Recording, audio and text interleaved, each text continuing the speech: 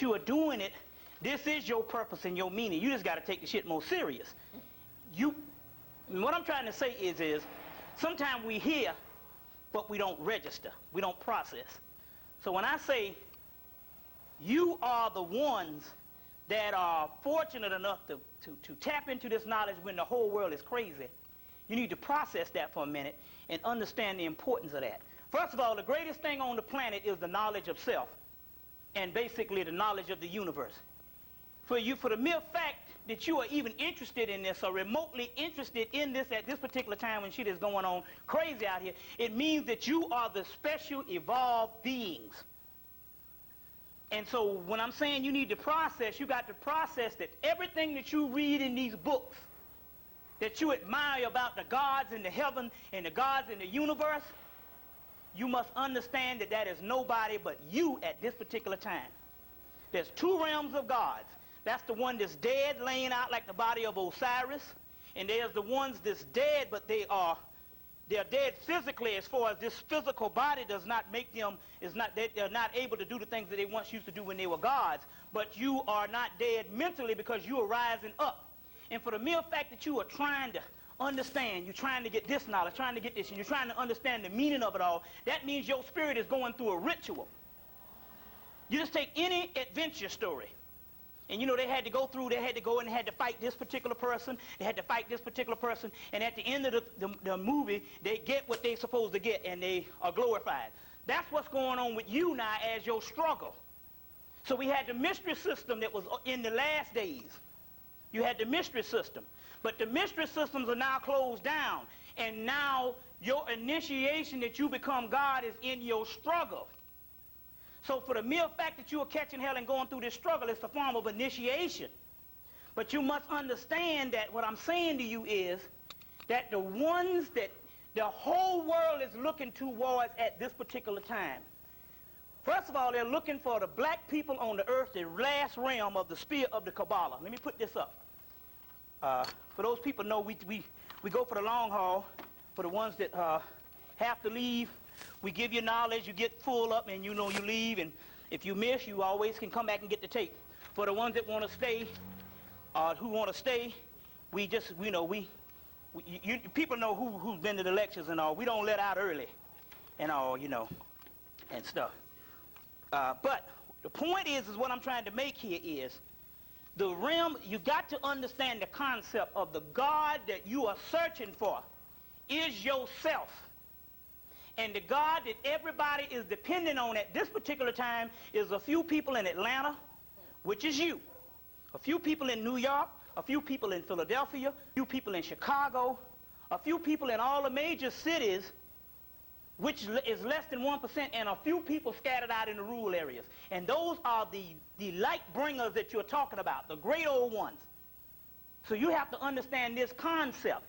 The other concept you got to understand, a God, whatever you do as a God, there is no chastisement for it. I'll explain to you. You got to stop thinking like a human and start thinking like a God. You see which one to cry on? Stop thinking like a human. You got to start thinking as a God. G-O-D, generator, operator, and destroyer. Is it not written in your law that ye are gods? John chapter 10, verse 34, 35. You know the whole deal. You have to start thinking this way because, okay, here it is. You have to start thinking this way because I'm telling you, the reason, what is the hold up is that the actual gods do not realize they're gods. There's a good movie you need to get. There's a good movie you need to get. You need to get a movie called A Never Ending Story. You thought it was a child movie. And he gets this little book and he goes through this adventure. And at the end of the movie, midway the movie, they say, hell, come to find out that the little boy that was reading the book of all these magnificent heroes, the other boy on the other side who was going through all the trial was him. And they said, and at the end they said, well, hell, our world is falling down because he doesn't believe in himself. It's all about you. That's the key. That's the key. This is the real knowledge. There's a mystery of the world, and the mystery of the world is look for no God to save you but yourself, because it's within you. It's within you. It's just that the devil came down about 2,000 years ago, basically, when we get into this, and he made you start worshiping him so you would not cultivate the energy within you. And that's your slavery and your real bondage. And this is the key what we have to deal with here. Because, I mean, we go through, we see things on TV and we see this shit and we say, when is this shit over with? But the key is, in the 60s, we didn't have this knowledge. In the 70s, we didn't have this knowledge. In most of the 80s, we didn't have this knowledge. You see what I'm saying? We only had a few people talking about it in the past years before that, and we all thought they were crazy. But now, we have the knowledge. As a matter of fact, some people saying, you know, they say things like, too much knowledge is dangerous to the untrained ear. That's not true. What is happening here is this. The knowledge is here. Now, there is no more secrets. There is no more secret societies that's holding back knowledge. You see, the white boy understood that they would keep people dead long enough until they would be so dead until there will come a time where they would be so much immersed in ignorance until they can give them knowledge and they will reject knowledge. And that's when he start putting out all the knowledge. That's why you go to your family members and they reject the shit. And mainly you. So they know that most black people reject this. I don't want to hear that black shit. I don't want to hear that shit, that old crazy voodoo shit. So because they reject it, now they can put the stuff out. So there is no more such thing as secrets. The secret is that the masses of the people hate knowledge. You understand what I'm saying? So as of around 1985, they knew that the people would reject knowledge because they knew you rejected it in the 70s and the 60s. So they said, now we can put all the stuff out that we had held for the last 140 years that we dug up around the world. And as a result, that's why we only have less than 1% of the amount of people that really bears witness to what the hell is going on, you see. So, as we say, let's see, let me get this right. Yeah, we don't need a big thing, just need enough. When you're dealing with the, let's open up my bag, and when you're dealing with the, I got to pour libations. I'm getting ahead of myself, but, you know, while stuff is on your mind, it's best to say it before you get too far in it, and, you know. So when you're dealing with the spear of the Kabbalah, and there's several spears of the Kabbalah, which is nothing but your physical body is the real mystery behind this, is your physical body. There's several trees of life. Everybody can see this? There's several trees of life. This is the heaven realm. And all these realms are on their way down to here. Because this is called Malkuth. Malkuth, the daughter. Can you see it? You can't see it at all. Huh? Make it bigger. Okay, hold up. In order to make it bigger, let's see, we're going to have to go back. Let's see. Let's see how far we can go back with this thing. Let's see here what we can do. What's on this other side here? Nope. That's dim. Okay, there we go. Now, all I have to do now is either push it up. Nope. Push it back. Now, we you know. You can't see it at all on the screen yet? Huh? What, these? Oh, yeah, hit the... Yeah. Yeah. Yeah. There you go. Now, that means that you must understand that everything here, which is Mars, Saturn, Jupiter, the moon, the sun, all of the spheres is going to end up right here at the bottom sphere, which is you. So that means all the energy in the universe is going to come within you and on the earth realm. So that's when they say that the gods in the man on earth say God is on high, but the angels in heaven say that God lives on earth. That means that everything is waiting on one group of people. The lost nation of Israel, or what you would just call basically, because all of Israel is lost, Isis, Ra, and El, which just means black people, and all black people are lost. From Maine to Spain, from down Africa to Russia, because we got black people in all those places. Basically, they're talking about the ancient race, and that one seed. So when you're talking about this, the whole universe now is waiting on you. And they're especially waiting, and they know that the masses of those are dead. So that means there's only one people in the universe that's the most important now, and that's the black people that's waiting now. And basically, that's what you have with the little small cluster in one small community in the United States of America, basically because the knowledge is here more than it is other places. Other places they're not privy to the knowledge. They can't go to a bookstore and buy the actual knowledge or rent videos and different things. So whether we're taking advantage or not, the knowledge is here, so we're talking about you. And that's the key when we're talking about the Christ form. So what we're going to do is we're going to put the libations. And remember now, I tell you what, I'm going to give out my damn phone number. So y'all call me, let's see, that's my shit due on the 5th. Y'all call me on the 5th and ask me, say, well, listen, did you make your rent? So if you're concerned and all, and I'll let you know, well, okay, cool, I did it and all, whatever the deal is. But I'm going to give out my phone number so that way you know, whatever the deal is. If you can't you can't provide me with anything, tell me a space or something I can go and squat in and shit, whatever the deal is. Now,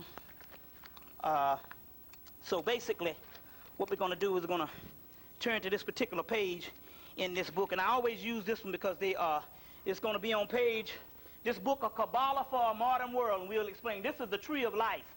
Most people, when they start studying the Kabbalah, they're just thinking it's this, but this is just the formation of the book.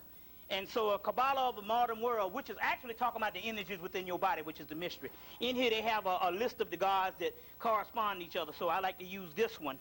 And also, where's my water? Okay, this is cool. All right, you know the drill. You got to know ancient shining ones, or you sold out? Sold out. I have one about week. Yeah. Kether, Ashe, Shakma, Ashe Bina, Ashe Jesed, Ashe Geberah, Ashe Tifered, Ashe Naxad, Ashe Had, Ashe Yased, Ashe Dar, Ashe Malkut, Ashe Ain, Ashe Ain Sa'ah, Ashe Oseh, Ashe Aset, Ashe Tahudi, Ashe Mayat, Ashe Patah, Ashe Sut, Ashe Ra, Ashe Amun-Ra, Ashe Anpu, Ashe Het-Heru, Ashe Aset, Ashe Nebhert, Ashe, let's see, Kinti Aminti, Ashe Kinti Erti, Ashe Kefra, Ashe Cones, Ashe Earthris, Ashe Amuthis, Ashe Raheru Kahudi, Ashe Harpocrats, Ashe Heru Raha, Ashe Mim, Ashe Minavith, Ashe Muntu, Ashe Mintu, Ashe Sashet, Ashe Sekmet, Ashe Selket, Ashe Vashet Shetu, Ashe Aether, Ashe Uraeus, Ashe Rhea, Ashe Zeus, Ashe Ares, Ashe Apollo, Ashe Aphrodite, Ashe Hermes, Ashe Demeter, Ashe Demeter, Ashe Yima, Ashe Odin, Ashe Frigda, Ashe Balda, Ashe Laki, Ashe Thor, Ashe Freya,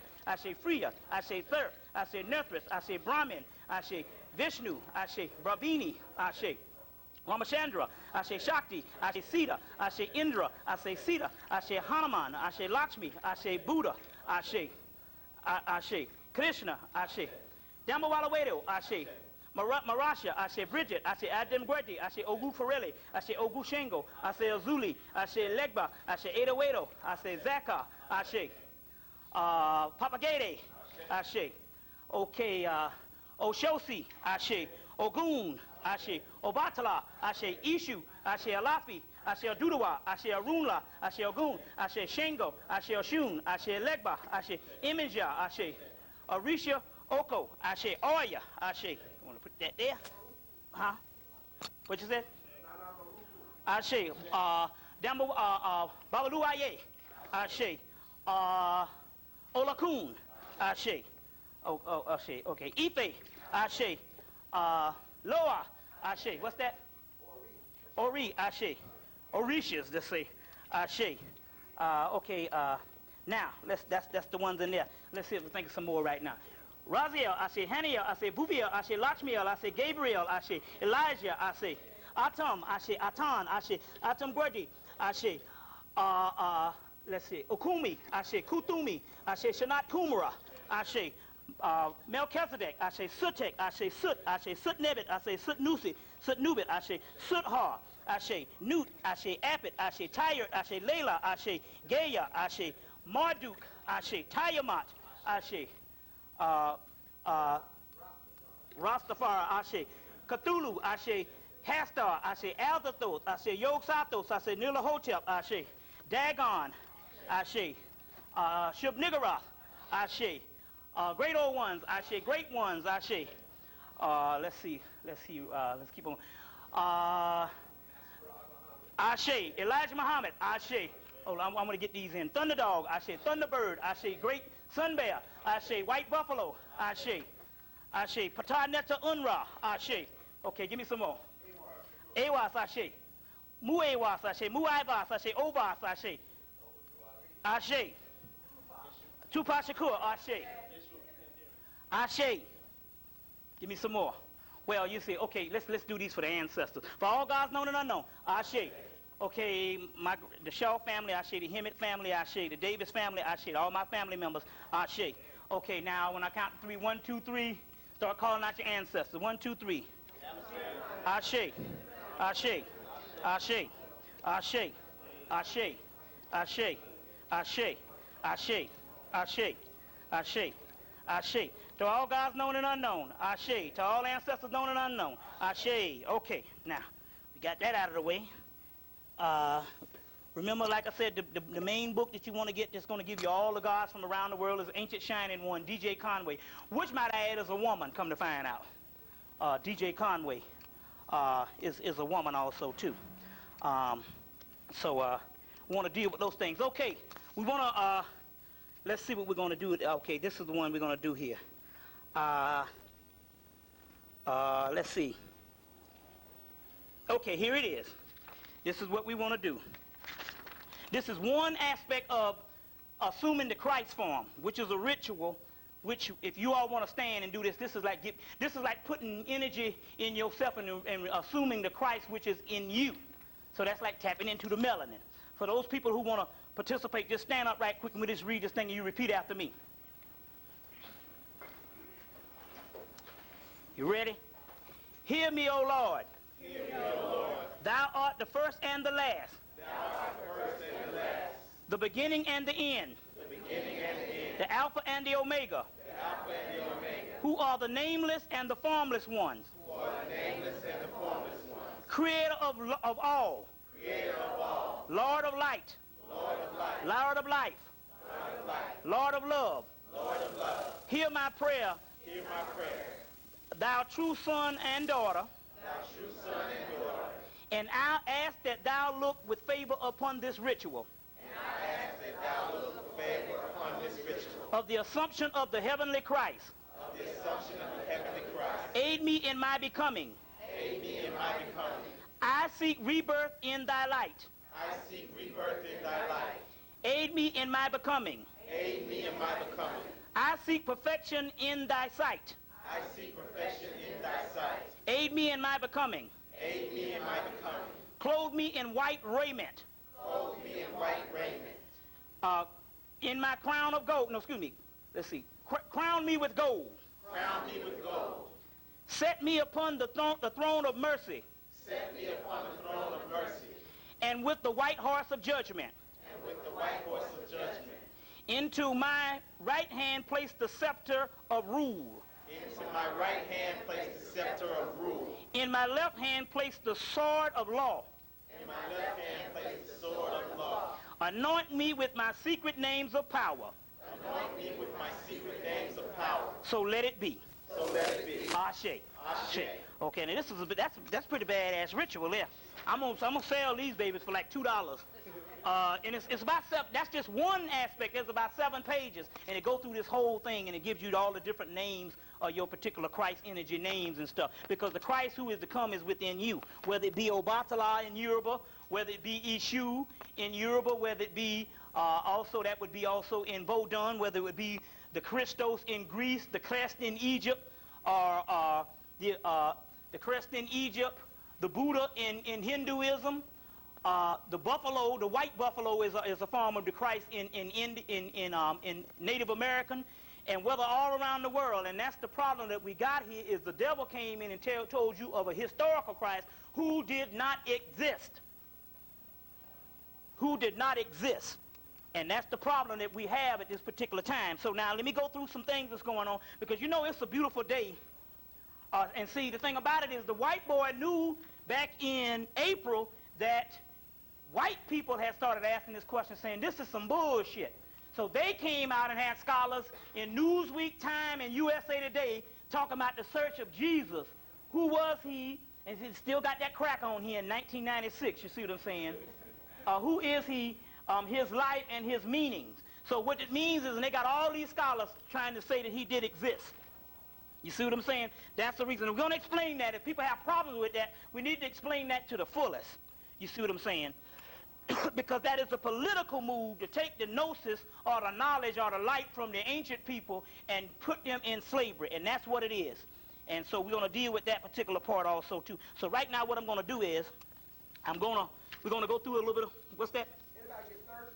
There's some water right here on the table. Oh, that reminds me too. Okay. Yeah, so let's go into some things. First of all, a brother got a channel from Tupac. He got a channel from Tupac, and it's interesting. Soon as he was released from the physical body, he knew all his ancient knowledge, and he came down and was talking as what happens. The physical body is what keeps you locked in where you don't know the knowledge. So soon as he was released, he knew a certain amount of knowledge, and he came to this brother, was telling the brother, hey man, there is no more such thing as a time is over. It's just a matter of when the damn room gets filled up. You see what I'm saying? You know what I'm saying? It's like if it's over and somebody done brought in the damn fish tank, you're just waiting for the fish tank to get filled up, so it don't correspond with physical dates, because you can't really put a date on it, but you can understand the season, and we are in it now, and it's damn near over. You can tell when you're getting closer to the door. You know what I'm saying? So that's what's going on here. The same way I can tell when it's closer to rent time and shit. But anyway, he said that, but I'm going to tell you one of the other reasons about Tupac is Tupac Tupac said himself, and he told the sister, he said, well, I got killed based on my ego. And it's interesting because now all of a sudden they're trying to deify him and stuff like this, and we always do that. You see, try to deify people and stuff, and saying, you know what, he could have been another Malcolm X. Now listen, be realistic about this shit. Tupac Shakur was as far as damn from being another Malcolm X as a hog from the damn moon. But anyway, what happened was with Tupac is he had a certain amount of energy with him that kept him alive because he got shot all up the last time. But people don't know this. In June, the gods say, okay, you on your own, because Tupac did something that other rap artists never did before. And that was Tupac made a damn video in the back seat with Jodeci, in the back seat of a limo with all these goddamn white women all over his ass. All over his ass. And he got called on it, and he rushed back in and did another video of the same song where he got these black women on stage and him and Jodeci on stage. But where Tupac messed up was Tupac was in the back of a damn limousine with all these white women all over his ass. Anybody saw this video? So what the hell is going on here? You got to realize one thing about the rap culture. One thing you can say about the rap culture, they never was that whole Prince interracial type bullshit. You know what I'm saying? They would have white people in the video, like they have a pool party. You know, you invite there's some white girls that come over, because in real life you have a party, you might have some white people that come over, you know what I'm saying, and y'all getting, you know, they have a party going on, you know, you got a club, you got white people up in there. So you notice they always did that, but none of the rappers ever really got intimate with these white women or whatever type thing. So when he was in the back of that doggone limousine, it showed the intimacy. And he got called on it because he rushed back in, and the video played for about a month. And then he rushed back in, and he had to change and do the same song. So, you know, sometimes they do another video, it's a dub mix, you know, but he did the same song over, and I said, oh, he got called on it. You see what I'm saying? So even though he got called on it, it showed the true essence of how some of our people are when they talk all the talk and don't walk the walk. You see what I'm saying? Ain't no way in hell you gonna talk and talk about how he said about the ghetto and all this kind of thing, but ain't nobody showing that video when he was around here with them doggone crackers all up in the back seat of his damn car, hooking up with them damn white women. You see what I'm saying? And so as a result of that, the spirits backed off from his ass, and so the next time they pulled up on him, he didn't have the energy. And it was interesting because one brother said that the brother needed a certain amount of spiritual essence around him, and see all that damn counting money, and I got this many hoes, and I got this much stuff. That shit ain't working no more. You see what I'm saying? So we can say all we want about it, because naturally we say good things about people when they dead. But that's not reality. And the reality is Tupac crossed the line with the spiritual world when he fucked up and put that beast in the backseat of the car. Why? Because we understand that rap music has the impulse of the black youth. And rap is done good for one reason.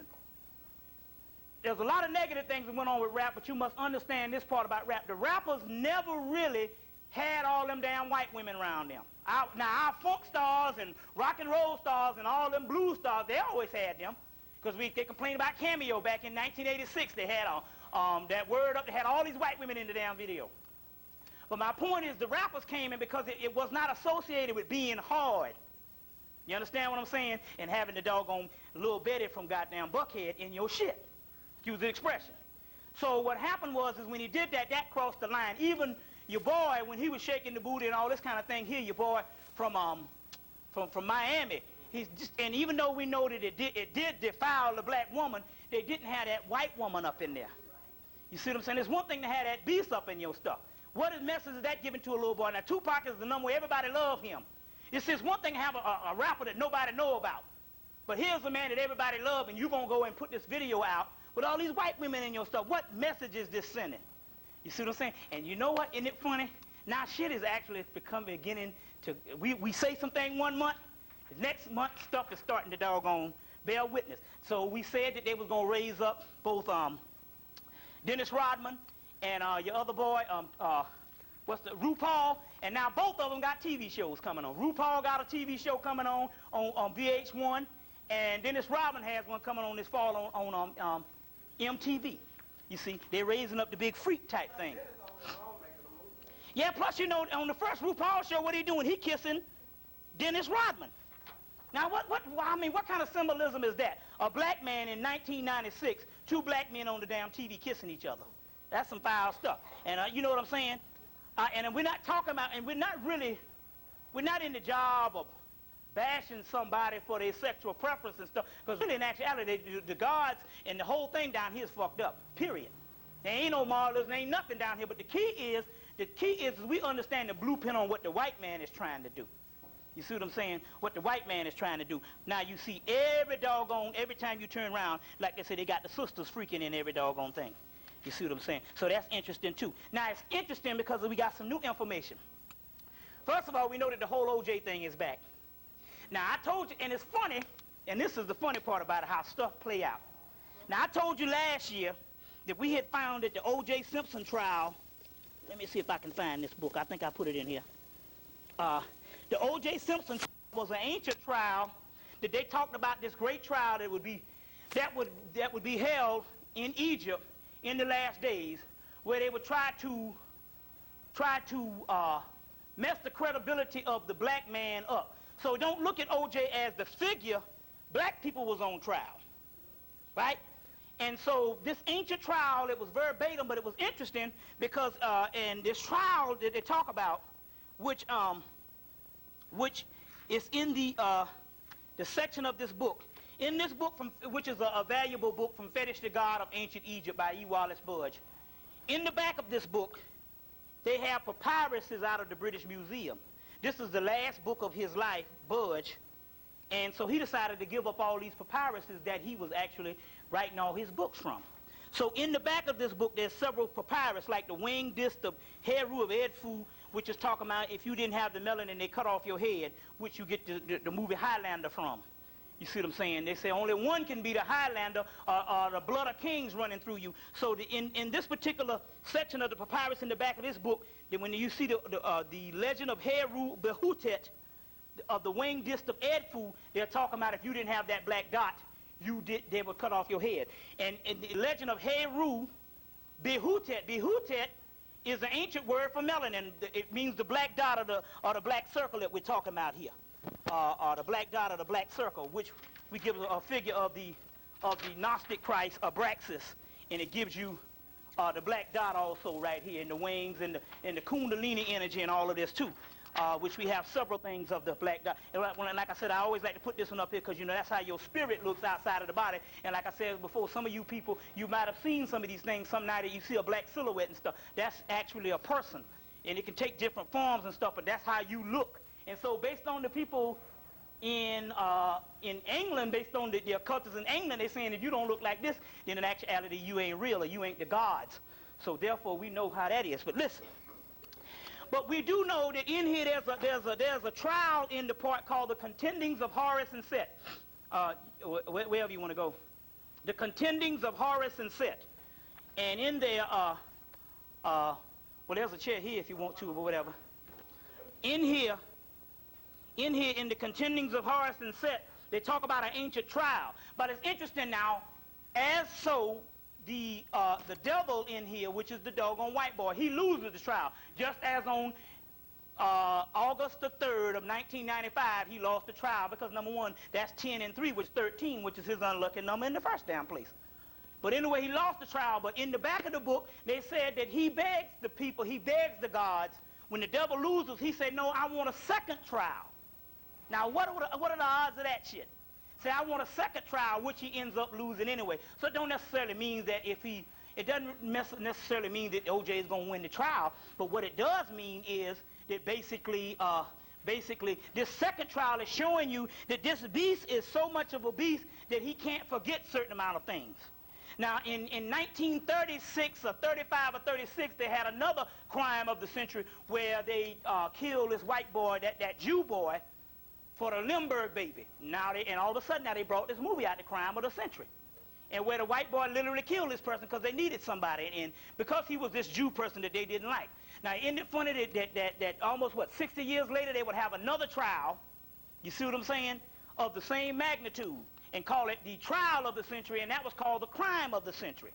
You see, very, very key, and nothing is by chance when they do certain amount of things like that. Nothing is by chance. But isn't it funny how these people cannot bring themselves to believe that this man is innocent? You see what I'm saying? Is innocent. And basically, the reason why they can't bring themselves to believe this man is innocent, because they can't bring themselves to believe that they're so arrogant to say that no one could ever plant evidence. Although they can make movies about their white boys and little children getting planted and getting framed by the police, but a black man can't be framed. That's what you're talking about, sociopathic type of incident. Now, the key to this thing is that we got new evidence that's actually going on, and the new evidence is that what you're dealing with here is that the main person that was involved in the killing was actually Kato Kaelin. This is the new shit. Kato Kaelin is the one that gave him the gloves, gave him the boots, and gave him all the stuff. You see what I'm saying? And also we understand that he did this particular information. He gave him this particular information for the simple fact that he was planted there in the get-go to do the whole 9 yards and cooperate with the police. That's how they knocked on the door. He's the one that put the bloody sock in the living room. Kato Kaelin is the biggest part of this thing. But what the government did and what they do to fool you, they made Kato Kaelin as he's this dunce, this homeless house fella. You see what I'm saying? That's just like this valley boy that's stupid. See, they always do this to throw you off. See, that's what they did when they give you a Bill Clinton. They say he's stupid and all this kind of thing, and they do this stuff to throw you off. You see what I'm saying? So you thinking, okay, no, he's a so stupid homeless person. He's the main person around this thing. So like I said before, they released the movie The Chase, in which we have to go in and and you need to go to the public library and you need to find out, you look on the Friday edition. You look on the Friday edition, let's say somewhere around June or April. And you need to find out when was the movie The Chase, that starred, what's his name, Charlie Sheen. You need to find out when did this movie actually come out, because this particular movie came out, I think, a month before the actual chase scene of the Bronco. You see what I'm saying? And a month before Nicole died. You see what I'm saying? And then what happened was he's being chased, and they got the TV cameras and all this, and then what happened? They say, well, he said, I was accused of something I didn't do. I was an innocent person. He said, what happened? He said, but they accused me, and I got time, because they expected OJ Simpson to get time. That was the gods that intervened. He said, I got time because I had a cut on my hand, and they took the DNA from the cut on my hand and convicted me. Now, what are the odds? It's no coincidence. What are the odds of they having this movie come out, and he's getting convicted with the cut on his hand, and they got the chase scene in the movie cameras, which the movie came out. How can this cracker can take a movie and actually make a movie of what he's going to do a month before, release it a month before, and then do the exact same thing the next month? You see what I'm saying? So he did this, and in this particular movie, what makes this movie authentic is that who was supposed to be the best man at Charlie Sheen, the star of this movie's wedding? Kato Kaelin. See what I'm saying?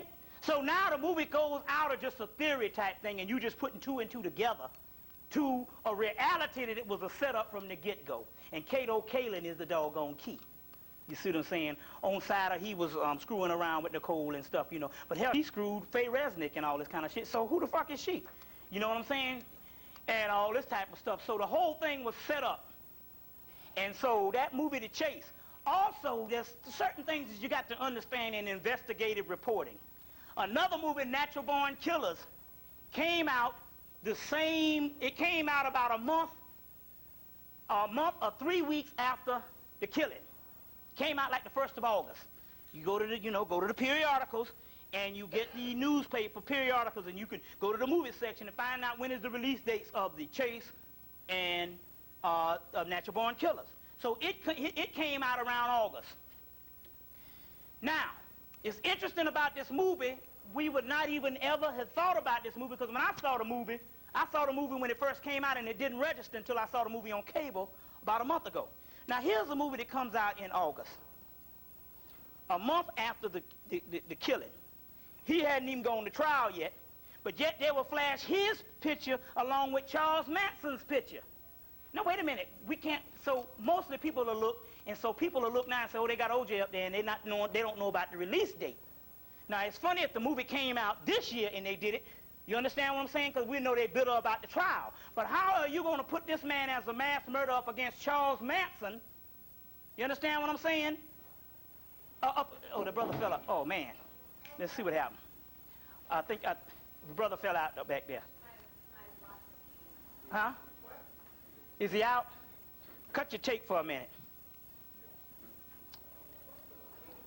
Is he all right? Let the brother sit down. He might have just got dizzy from standing up.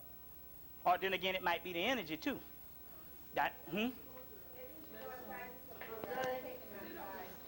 Yeah, you need to go outside, brother. Are you all right? You think it's because of you standing up? It's yeah. You might have just sometimes when you stand up like that, hell, I get weak like that too. Whatever. Get you some water or whatever. Then come on back, brother. You see, if you want to go outside, or you want to come back or whatever, yeah, that's sometimes standing up like that, just or you can get a brother a seat, whatever. Or you can cut it back on. You cut it back on. You got it back on? So what I'm trying to say here is, what are the odds of them convicting this man and putting him against, the magnitude of putting him against doggone Charles Manson before the trial even started? You see what I'm saying? Before the trial even started. The movie Just Cause. So they had the movie Just Cause, and both Sean Connery and the guy Blair Underwood argued that no, we didn't do this movie based on the OJ Simpson trial because the book was written in 1982, right? 1992, right? But we understood that the whole thing, the OJ Simpson thing, was nothing but a trial basis that spurned, and it was the second part of the Rodney King verdict in 1992. So if they went to work on this book, you got to understand that all these movies came out at the same time, and that's a whole system that they got, basically trying to undermine black life in America. Because one thing about black life, up until recently, black people was the moral authority of America, period. Even white people, if they say, well, we can't get shit to stick now, we put some Negroes in it.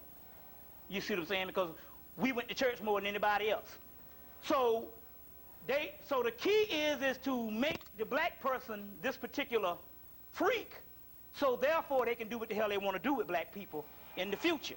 You see what I'm saying? So this is interesting, this particularly interesting, but the movie, The Chase, is the movie that you need to see, which is documenting that the whole Cato Kalin, which was the best friend of Charlie Sheen, was all in on this movie. And that was the key movie to let you know on what they were going to do. They came around again, so they're always testing the market. So they came around again last year. We're just doing some recaps. And they said, well, now we know we got black people. Because they did something last year that was the most advanced and the most advanced thing that they could ever do.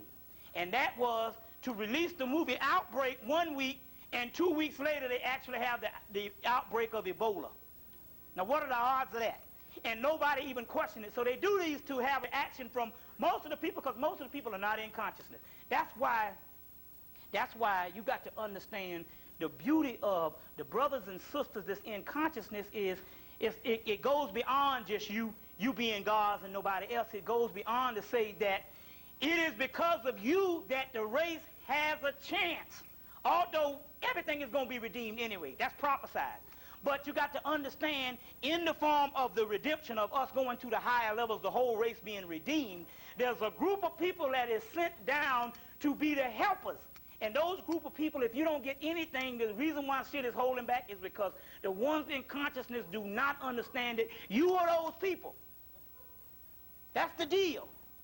You see what I'm saying? So now, instead of feeling good about your career and whether I made it, whether I got enough money, that's superficial shit, which is nothing anyway. Idiots have money.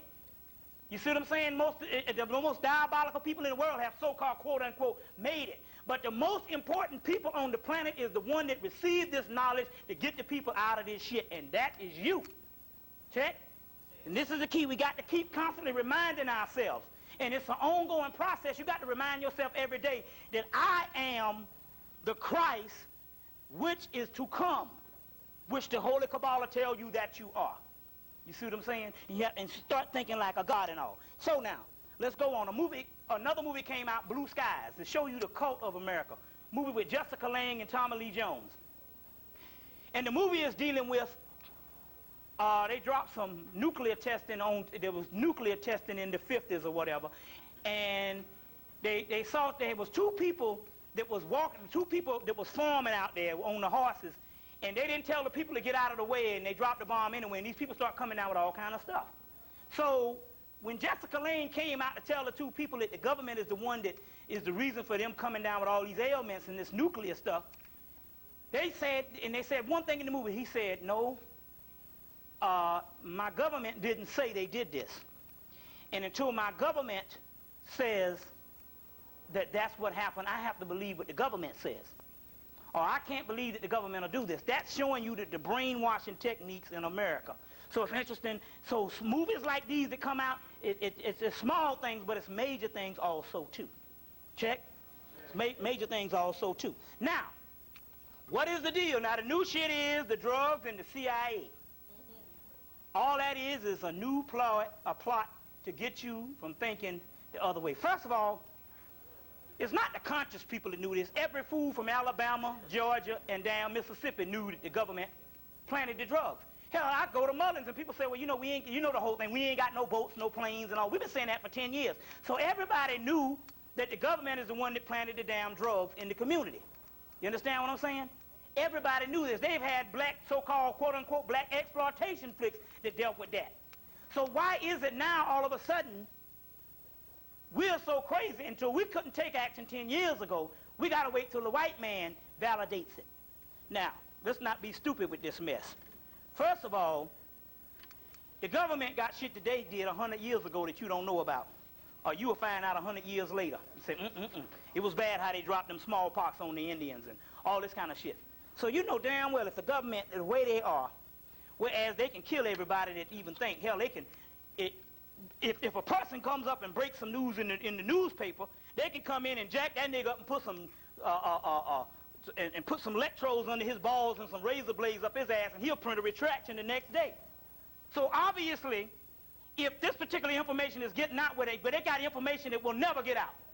You understand what I'm saying? If this particular information is getting out where they put it on the news, and the news is run by the government, that means that the government is the one that is behind putting this information out. Now all the black bourgeoisie Negroes is running up to Washington, D.C. You see what I'm saying?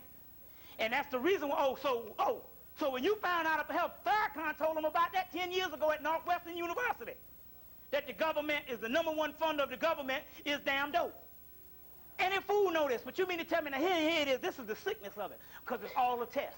You so sick that you can't damn stand up as grown people, as spiritual people, and say, hell, we know the deal back in 1988, 1986, 1987, in 1990 when you finally realized the shit. Well, we know the deal that you're the one that's putting it in. No, you gotta wait till the damn white man documents it. And he always put the shit out, he always documents it 10 years too late. Too late now, you don't even know who. Hell, half the people could be dead. Hell, all the black people already in jail. Half of them dead now.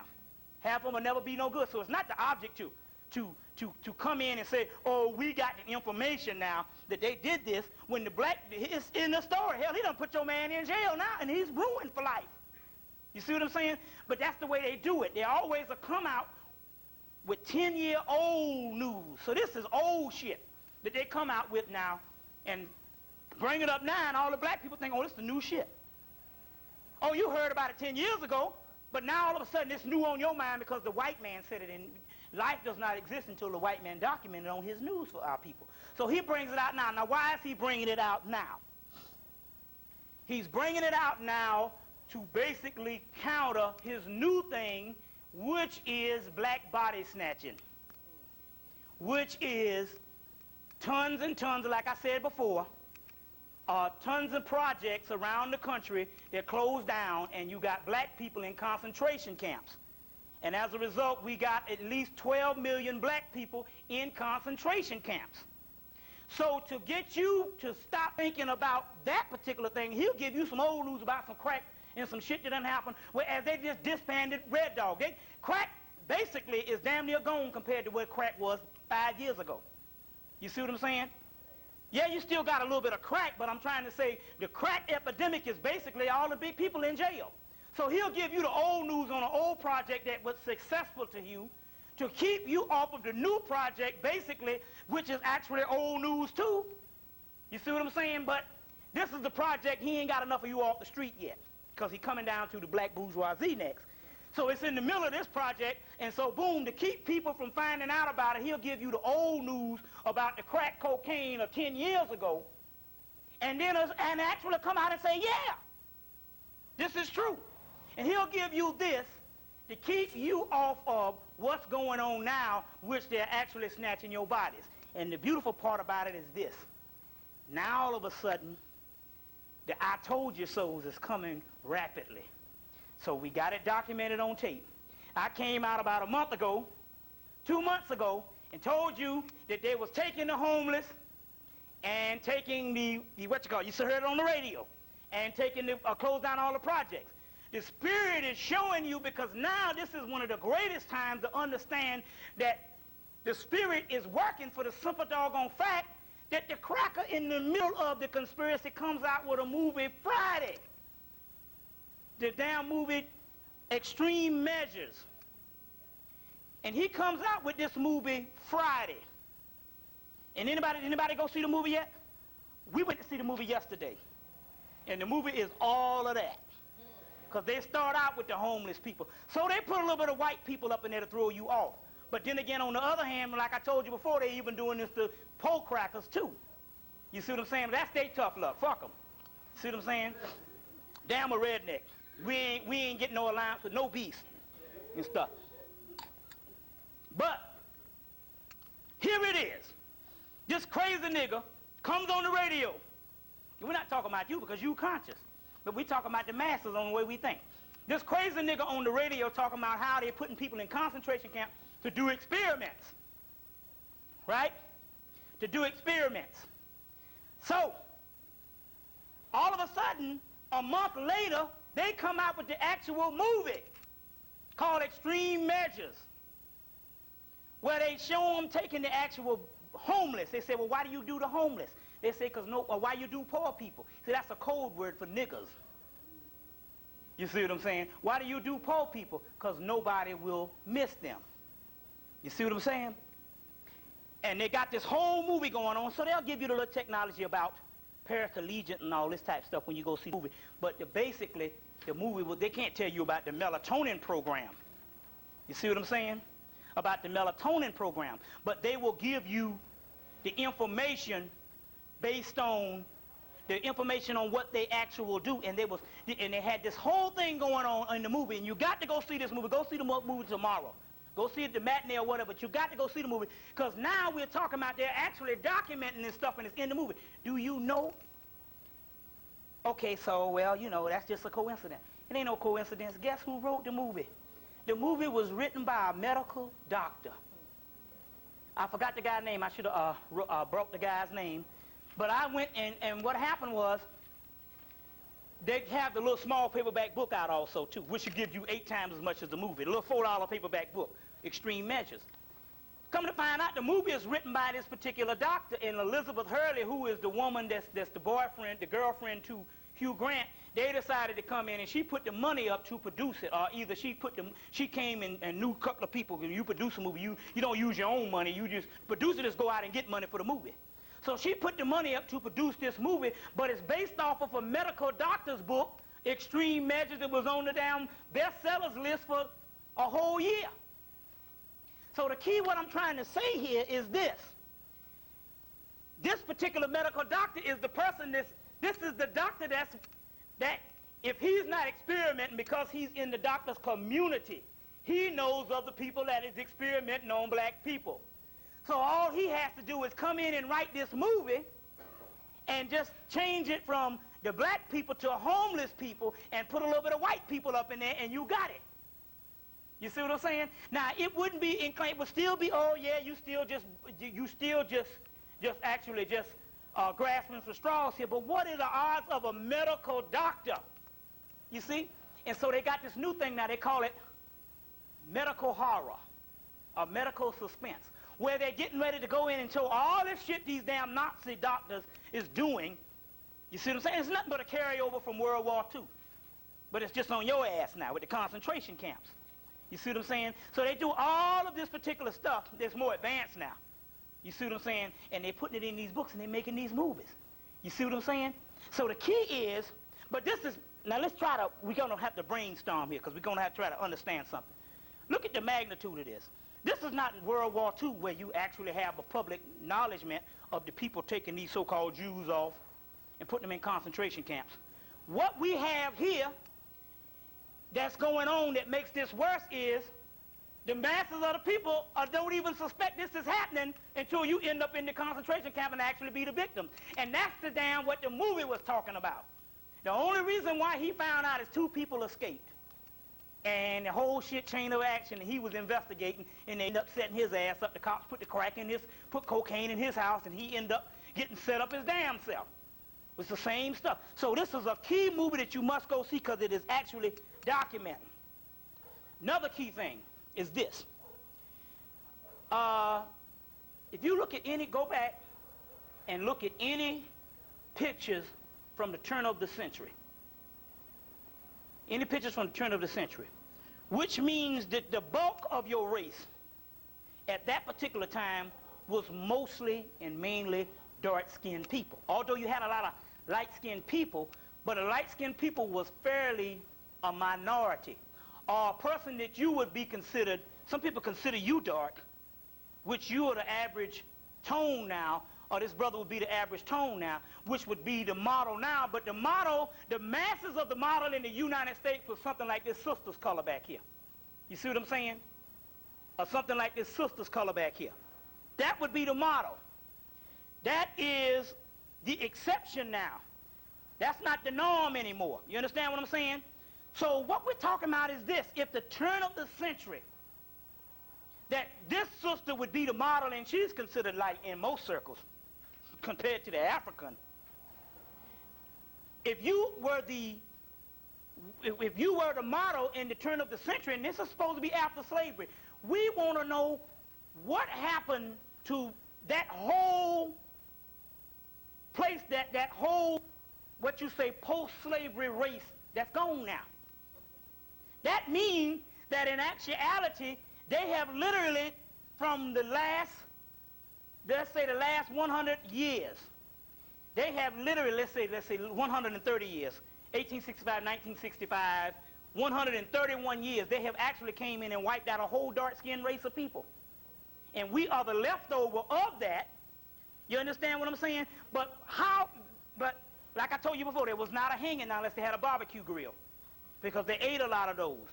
You see what I'm saying? So now the movie actually bears witness that the white rat theory, that is not even white rat theory.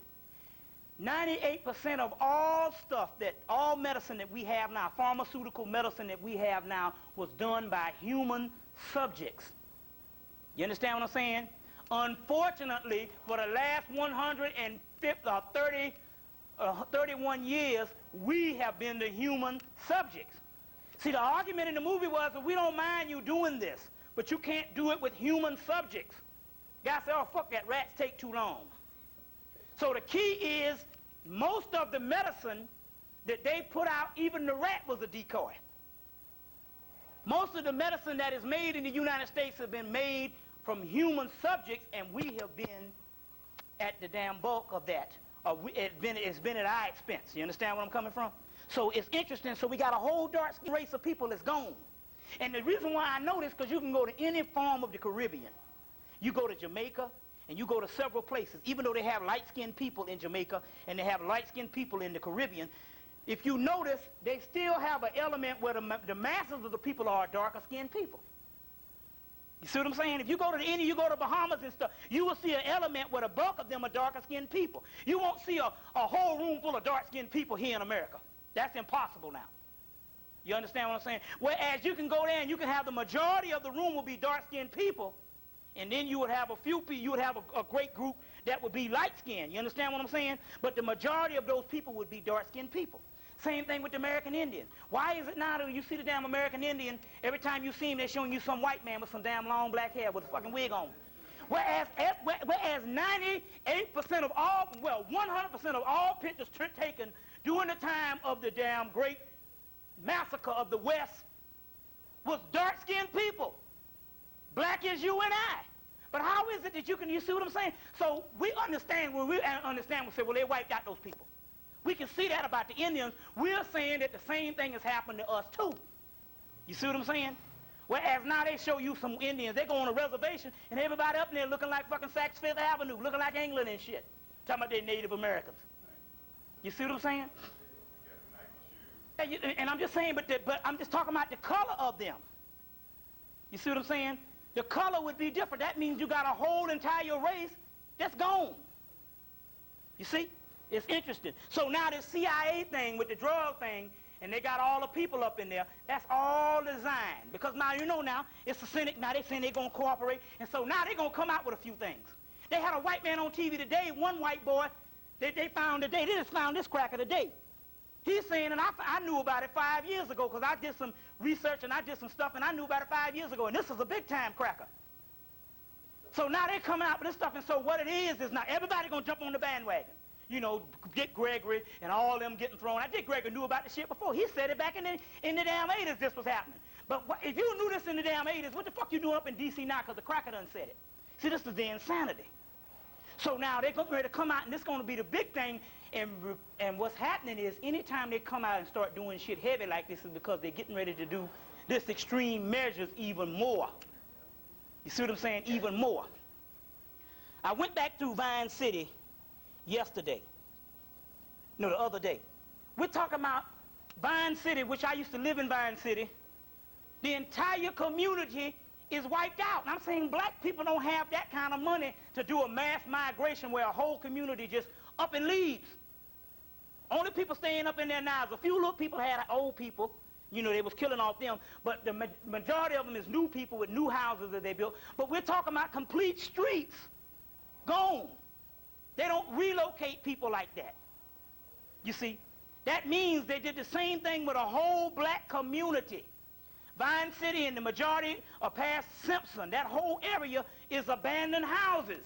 That means that they have come in under the nose of our people and literally, well, under the nose of the idiots, which we call the black bourgeoisie that don't give a fuck about nothing no way, that make jokes about the so-called soulful ghetto people. They have come in under our nose and have cleaned out a whole community. You see what I'm saying? So, I'm talking, but I'm actually visualizing this. You got to understand the magnitude of this shit we talking about here. You understand what I'm saying? To understand, my God, the stuff that's on the move is only a damn drop in the bucket of what these crackers are actually doing. You see what I'm saying? So they've come in and it's funny now. It's funny because now, we got shit. Now I got some news last week that some of these goddamn churches is in on this shit. Yeah, the damn Vine City, come to find out that half the houses that was bought up in Vine City, or so-called bought up in Vine City, was bought up by a group called the Vine City Housing Ministry, based on some damn black churches. Which we know that they can control our people, that our people might not even know nothing about it. But under the guidelines, or under the people who finance the church, they can come in and they putting people in concentration camps.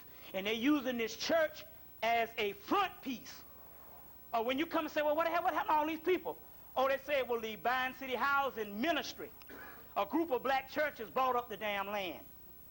You see, so they can come to the group of black churches and actually give them the finance to buy up the land, because as a front piece, but the whole time they have come in and wiped out the land. So they say, we got these vacant houses. So they'll come in and and say, well, you know, we're giving you the finances to buy out this stuff and start this little black business. You see what I'm saying? So when you ask, what happened to all these people? They say, oh, the Vine City Housing Ministry is the one.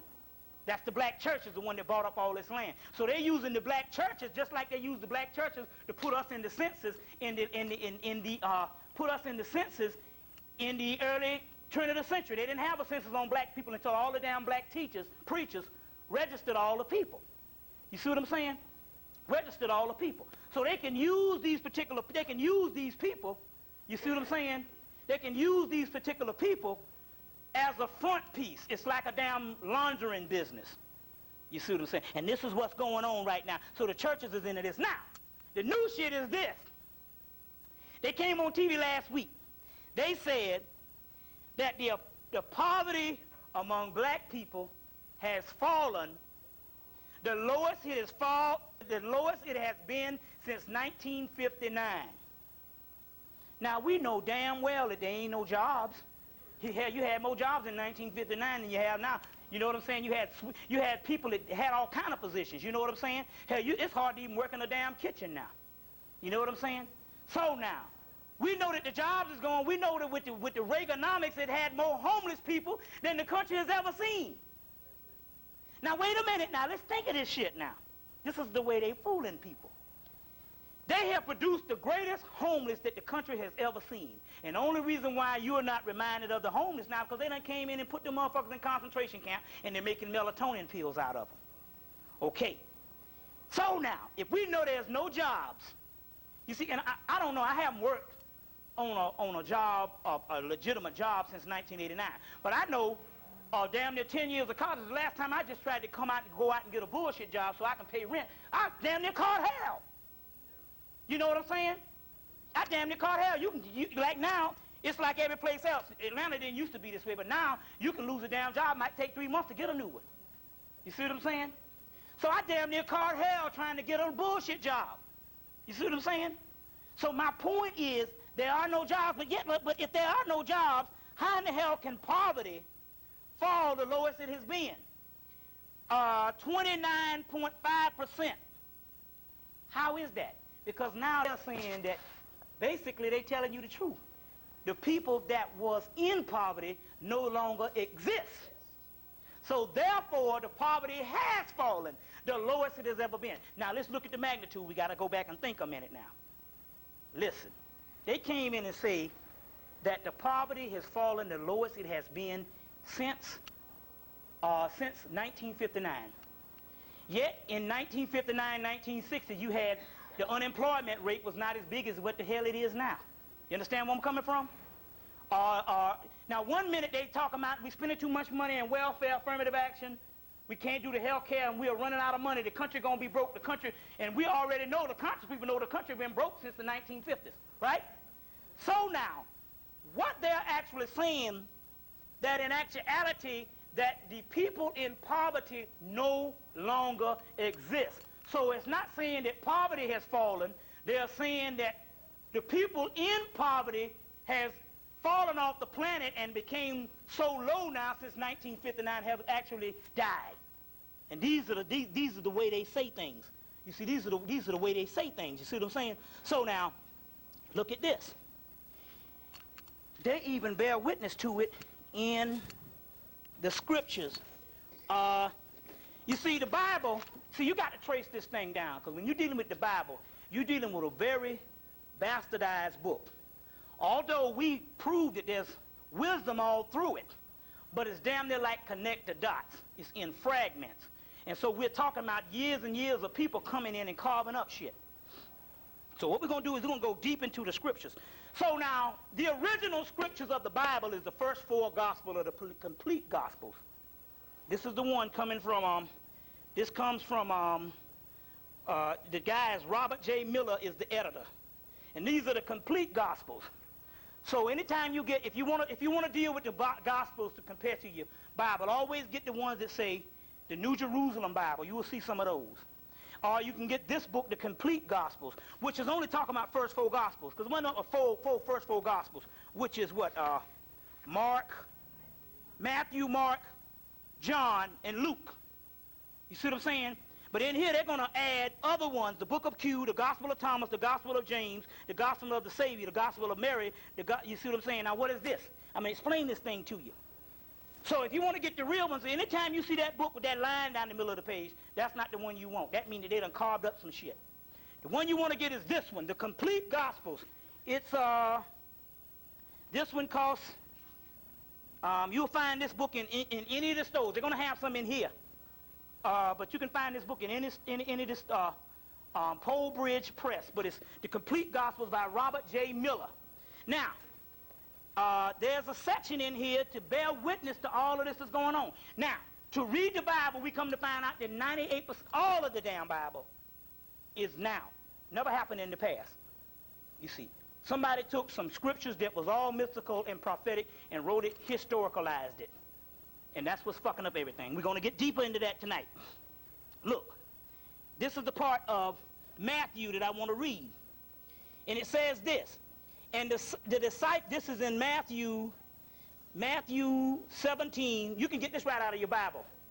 Matthew 17, verse 4 to 25. Matthew 17, verse 4 to 25. This, fortunately, is right in your regular King James Version. And it says this. It says, the disciples quoted him. They're quoting Jesus. They say that in the light of this, do the scholars claim that Elijah must come first? So they're saying that Elijah must come first. That's what the Jewish nation is on hold now. That's why they all fucked up. They've been looking for Elijah, but they're the fake Jews, so they can't receive the Elijah, but the Elijah came here. That's why they went to Ebony in 1983 and told Ebony, you got to change his name from Elijah to some Wilford Tool or some kind of shit, because they knew that we got the Elijah. Now they say Elijah must come first. And it says, in response, he said that Elijah does indeed come to restore everything. So we're talking about in a period of the 20th century. You see what I'm saying? Because he was born 1897, and so he didn't come until 1931 when he got the actual teaching. You see what I'm saying? Now, so some people don't believe this shit. Well, listen. The scriptures say that Elijah must come. In Egypt, they say Tahuti must come. You see what I'm saying? In Hebrewism, it's Enoch, or it's John in Christianity. It's Elijah. It's Enos also that must come. In different cultures, there's supposed to be a forerunner to the Christ that was supposed to come and set shit straight. So now, whether we say we don't believe that or not, well, hell, if this is going into the year 2000, even when the Christians say that the Christ is coming, and if we are just going to take the Christian script, that means that Elijah had to have come to restore the nation. He had to do it more than damn 4 years. You see what I'm saying? So obviously, we can bear witness that that was the one, because it says in all ones that it would be a forerunner. Now, this is what it says. Elijah does come and to restore everything. But I tell you that Elijah has already come. So now, this is the future. Whoever is speaking right now in the future. And when we say speaking, we're talking about the knowledge that we are receiving now. That's the speech. Is the book that you're getting, because we wrote the books years ago for you to pick up now. You got it? Now it says this. Elijah has already come, and they did not recognize him. Oh, damn, that's true. This person came. We didn't recognize this person as no biblical Elijah. You see what I'm saying? The Islam people recognized him as a heretic based on Orthodox. You understand what I'm saying? But remember now that the Messiah script, the Messiah text, which is the Jewish Messiah text, that book Raphael Patsy said when he comes, he's going to come posing as an Arab, which means Islam, not them the white Arab. They say he's going to come in. When he comes in the future, he's going to be disguised as an Arab. Now this is the Hebrew scriptures, which is more authentic than the fake Jewish, the fake Christian stuff. We're going to get into this now. Y'all bear with me. But I want to put this down. Look. And they say he has already come. So we're talking about somewhere now. Say he's already come. Well, when did he come? He came in 1931 to 19. Well, he came in 18 something. But we'll say that when he came into the knowledge, that's when they talk about. Whenever you only live when you come into the knowledge of self. You understand? So otherwise, you're just a bump on the wall. So he came in 1931. When he came into the knowledge, 1931 to 1975. So they say he's already come. Hell, this is damn near 20 years after he's gone that we reading this. Say he's already come. Now look at this, and they did not recognize him. And the sons of Adam are also going to suffer at their hands. They said that when Elijah came, whoever they were did with him as they pleased. Which means, you know, on our part, we didn't believe half the shit, so that's some old crazy shit. The white man did what he did to him as he pleased, because he the devil, so you know what I'm saying, by keeping him out of the way. But they, like I said, they knew he came because in 1950 they gave him a motorcade down Washington, D.C., a congressional parade that they don't let you know about. That's also in the theology of time. Now listen, look at this. They said that they did not recognize him. They said, but the sons of Adam are going to suffer at their hands. Now what do they mean by that? They mean that when they're saying that basically what I told you when he was on the podium in 1973 and he was speaking, and then all of a sudden he saw a vision and he said, oh God, it hurts me to see what they're going to do to you. That means he's looking in the future and he's seeing the concentration camps now. In this particular part in Matthew 17 verse 4 to 25, they say because of his coming and both us not recognizing him and both the white boy doing with him as they please when they did the whole thing with the Malcolm thing, based on that, they say that the sons of Adam are going to suffer at their hands. Their hands is talking about the doggone powers that be. So, first of all, we didn't really fuck up because it was already destined that we was going to not recognize him, because they say that he comes at a time when light shines in the darkness and the darkness comprehends it not, or they would reject knowledge. So right in Matthew, they're actually talking about that.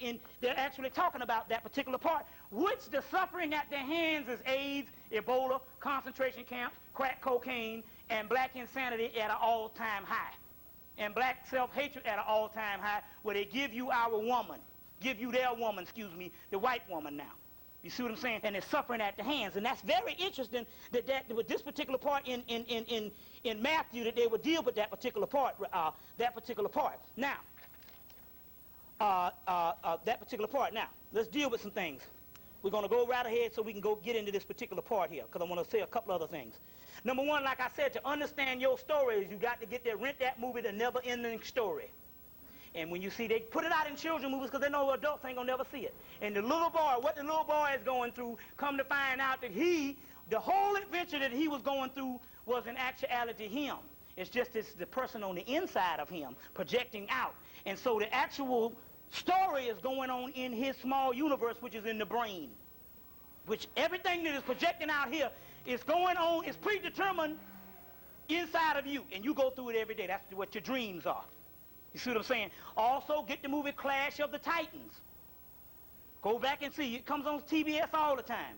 Clash of the Titans. The guy Perseus, which is a modified word of Perseverant, which is a later word, Parsevalent, who is the one who gets the Holy Grail. Get the movie Excalibur and put yourself in the adventure. So you are Perseus. And they show the gods. They show two realms going on. The gods are putting little toys and say, we're going to do this to Perseus. We're going to put this in his way. We're going to put this in his way. And then they had the mortal realm, which is the earth. And this shit ain't nothing but a big ritual we going through. And that's the way the shit is. The stuff is more of a ritual that you're going to, and more of a damn computer game, more of a computer game or a role-playing game more than it is reality. Because you can't make heads or tail out of reality, long as you're looking with these two ways out. You see what I'm saying? So get the movie Clash of the Titans. Key movie, Clash of the Titans, Excalibur, key movie. Never-Ending Story, key movie. Key movie. These are movies that you need to get and try to understand your role as you're going. But Clash of the Titans is surely, they just show you bit for bit on what's going on in you. But you just got to put yourself in the role of the Christ. You see what I'm saying? In the role of the actual Christ. And that's the key to the movie and all. Now, the white boy, what he's doing is he give you careers and he awards you. And as long as he's giving you awards, he traps you. It's just like the MARTA bus drivers. what they do is like the MARTA bus drivers. You can be running and the woman can see you on the bus and step on the damn gas. Because you know what I'm saying? So now she's gone, or he, but mainly they do it with a lot of, the reason why I say she, because they got this thing where they condition the sisters. That's why they always pick, most of the sisters that drive the buses are over 40 in their 50s. You see few young sisters, but not that many. And they can condition them, and a lot of the brothers are older brothers also too. You see what I'm saying? But the brothers is a different type energy that's going on. So this is not talking negative to the sisters, but they can manipulate the sisters a lot. So what they do is, they come in and they give them a safe driver patch. Once they give them that safe driver patch, it locks them in forever. It's like a robot. That's like giving them a war. And they won't do anything outside of the rules. So they become non-humane. They see a motherfucker running to the bus in the damn rain, but you know, they got a damn spot to pick up. They just keep on going because I'm following the goddamn rules. He wasn't there, I got to leave. So when they award you, and that's the same thing happened in careers. When they award you with your career, they do this. And why is this? Because they understand, basically, because they study us every day. They understand because you have no culture, none whatsoever. And because you have no culture, therefore your career becomes your culture. Same thing with damn fraternities. That's why black people took fraternities and sororities far beyond what white people did. Motherfucking Qs and shit. Nigga come in there, you know, he just a regular little freshman. He pledged, and all of a sudden he actually personifies a damn Q and start acting a certain way or a cap or these particular things. Like I said the other day, we saw this sister. She probably been out of college 10 years, but she got a goddamn green car with AKA on. And she actually thinks that actually she's a AKA, like that is a part of her persona. You see what I'm saying? White people, you never really hardly see them after they get out of college, or you never really hardly see them with stuff on. The same thing with white Masons. You don't see them wearing all that shit. Why is that? Because we don't have a culture, we become our career. You see what I'm saying? We become our career. So they put that safe driver patch on there, or they put a gold medal around your neck, or they give you the MTV awards. They always give you an award ceremony, and that locks you in. And that kills your spirit even more. That's why you can't never get our people to do nothing once they go into a profession. Because the profession becomes them, and that means they are no longer black, basically. Although they might say I'm an African-American, all that old shit, that's a terminology. You see what I'm saying? So and so that's when the white boy come and say, I don't see you as a black person, Michael Jordan. I don't see you as a black person, Oprah, because she has identified with that particular job. And now when we understand how is it that year after year shit can go on and we still catch hell, is because majority of our people, they have put these careers up in there since it started around 1970. Remember that 1960s, you was fighting for shit. You ain't have but two people, teachers and preachers. You see what I'm saying? That was it. You can only, you know, the teachers college, you can only teach or preach. You see what I'm saying? Then they started giving you more things, you know what I'm saying? On one level, they started giving you, on the blue collar level, they started letting you into fire department, post office, police department, these type of things. On the other one, on the white collar, they started letting them into IBM and all this type of stuff. So what it did is actually it's like a body snatcher. They're snatching members of the race, and once they go into that thing, you see what I'm saying? And once they go into that particular part, they become non-black. And somehow the spirit, because the beast, he fire a few of them. You know what I'm saying? They fall on hard times and shit, and they come back to reality. You see what I'm saying? So this is what's going on, and so this is why our people, they're still locked in this based on these career type things. Now, the new thing is, the stuff that I have just said, okay, on the college campuses, I'm supposed to speak there 2 weeks from now, on the 9th. It was interesting because I was supposed to speak 2 weeks, the last 2 weeks I was supposed to speak, but for some reason they shit the guy on the room and we couldn't get the room. But it's interesting, we was going to go to the lecture that was canceled, and when I turned around and we got on Lee Street going to Morehouse, we felt this negative energy. I was like, damn, what the hell is going on? I feel a negative energy. And my sister, she felt it too. So she said, I feel it too. But I remember when she first got turned on the mounds and they opened up psychically, they drove up and they said, you better get out of here. The spirit told her, you better get out of here. The energy is very negative. Now, why is this? Because for some reason, when they go to college, and I know this because I've been in college for 10 years, for some reason, They tell you that these are the next black leaders. So the ego is inflated. And so now what you have is up on the campuses, now everybody's into the revolutionary thing. So now they had last week, I think they had a brother that came in, he did the revolutionary election saying you need to fuck everything that's spiritual. You understand what I'm saying? It's about revolutionary.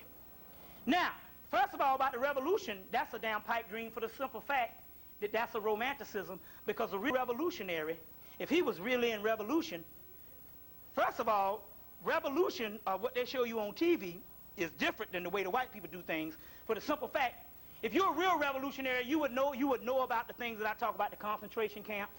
You would know about these things now, and not 10 years later, still saying, I'm waiting for the white man to jump. So we getting shotguns, we getting rifles, we getting all this shit to wait for the white man to jump. And you don't understand, the white man is covert. He starts his war on you 10 years before and wipe out your whole clan. You see what I'm saying? And so you're still a revolutionary waiting for people to jump, and that's not the way they do stuff now. So the day of we getting ready to fight in the streets is not going to happen that way. Remember now, the TV controls everything that go on there. So every now and then, every month, you'll hear some cracker or some black man talk about a race war that's coming on. Oh, we believe there's going to be a race war. That's the diversionary tactic, because as long as they can keep you thinking in the future that there's going to be some stuff, you will never actually tap into what's going on. So all these revolutionaries just walking around on the college campus, they know nothing about that they have taken 12 million black people and killed them. They don't know nothing about that shit. They don't know nothing about that half the people, 98%, when they start the revolutionary, the government going to make sure that so many clones are going to be up in there. You see what I'm saying? They don't understand that the damn religion that they're going up against, all the white man got to say is you a child of Christ, and he going to get black people to turn against them. So what I'm trying to say is this particular, it's this young egotistical thing that's going on, and the reason why I know this is because I was up there. When I was there, we had just as many revolutionaries, and like I said before, every 4 years you get revolutionaries to talk shit. And then at the end of graduation, they cut the goddamn dreadlocks and go to and get the corporate job, and you never see them no more. And so the ones that's up there now is mild compared to the brothers who was there in '89.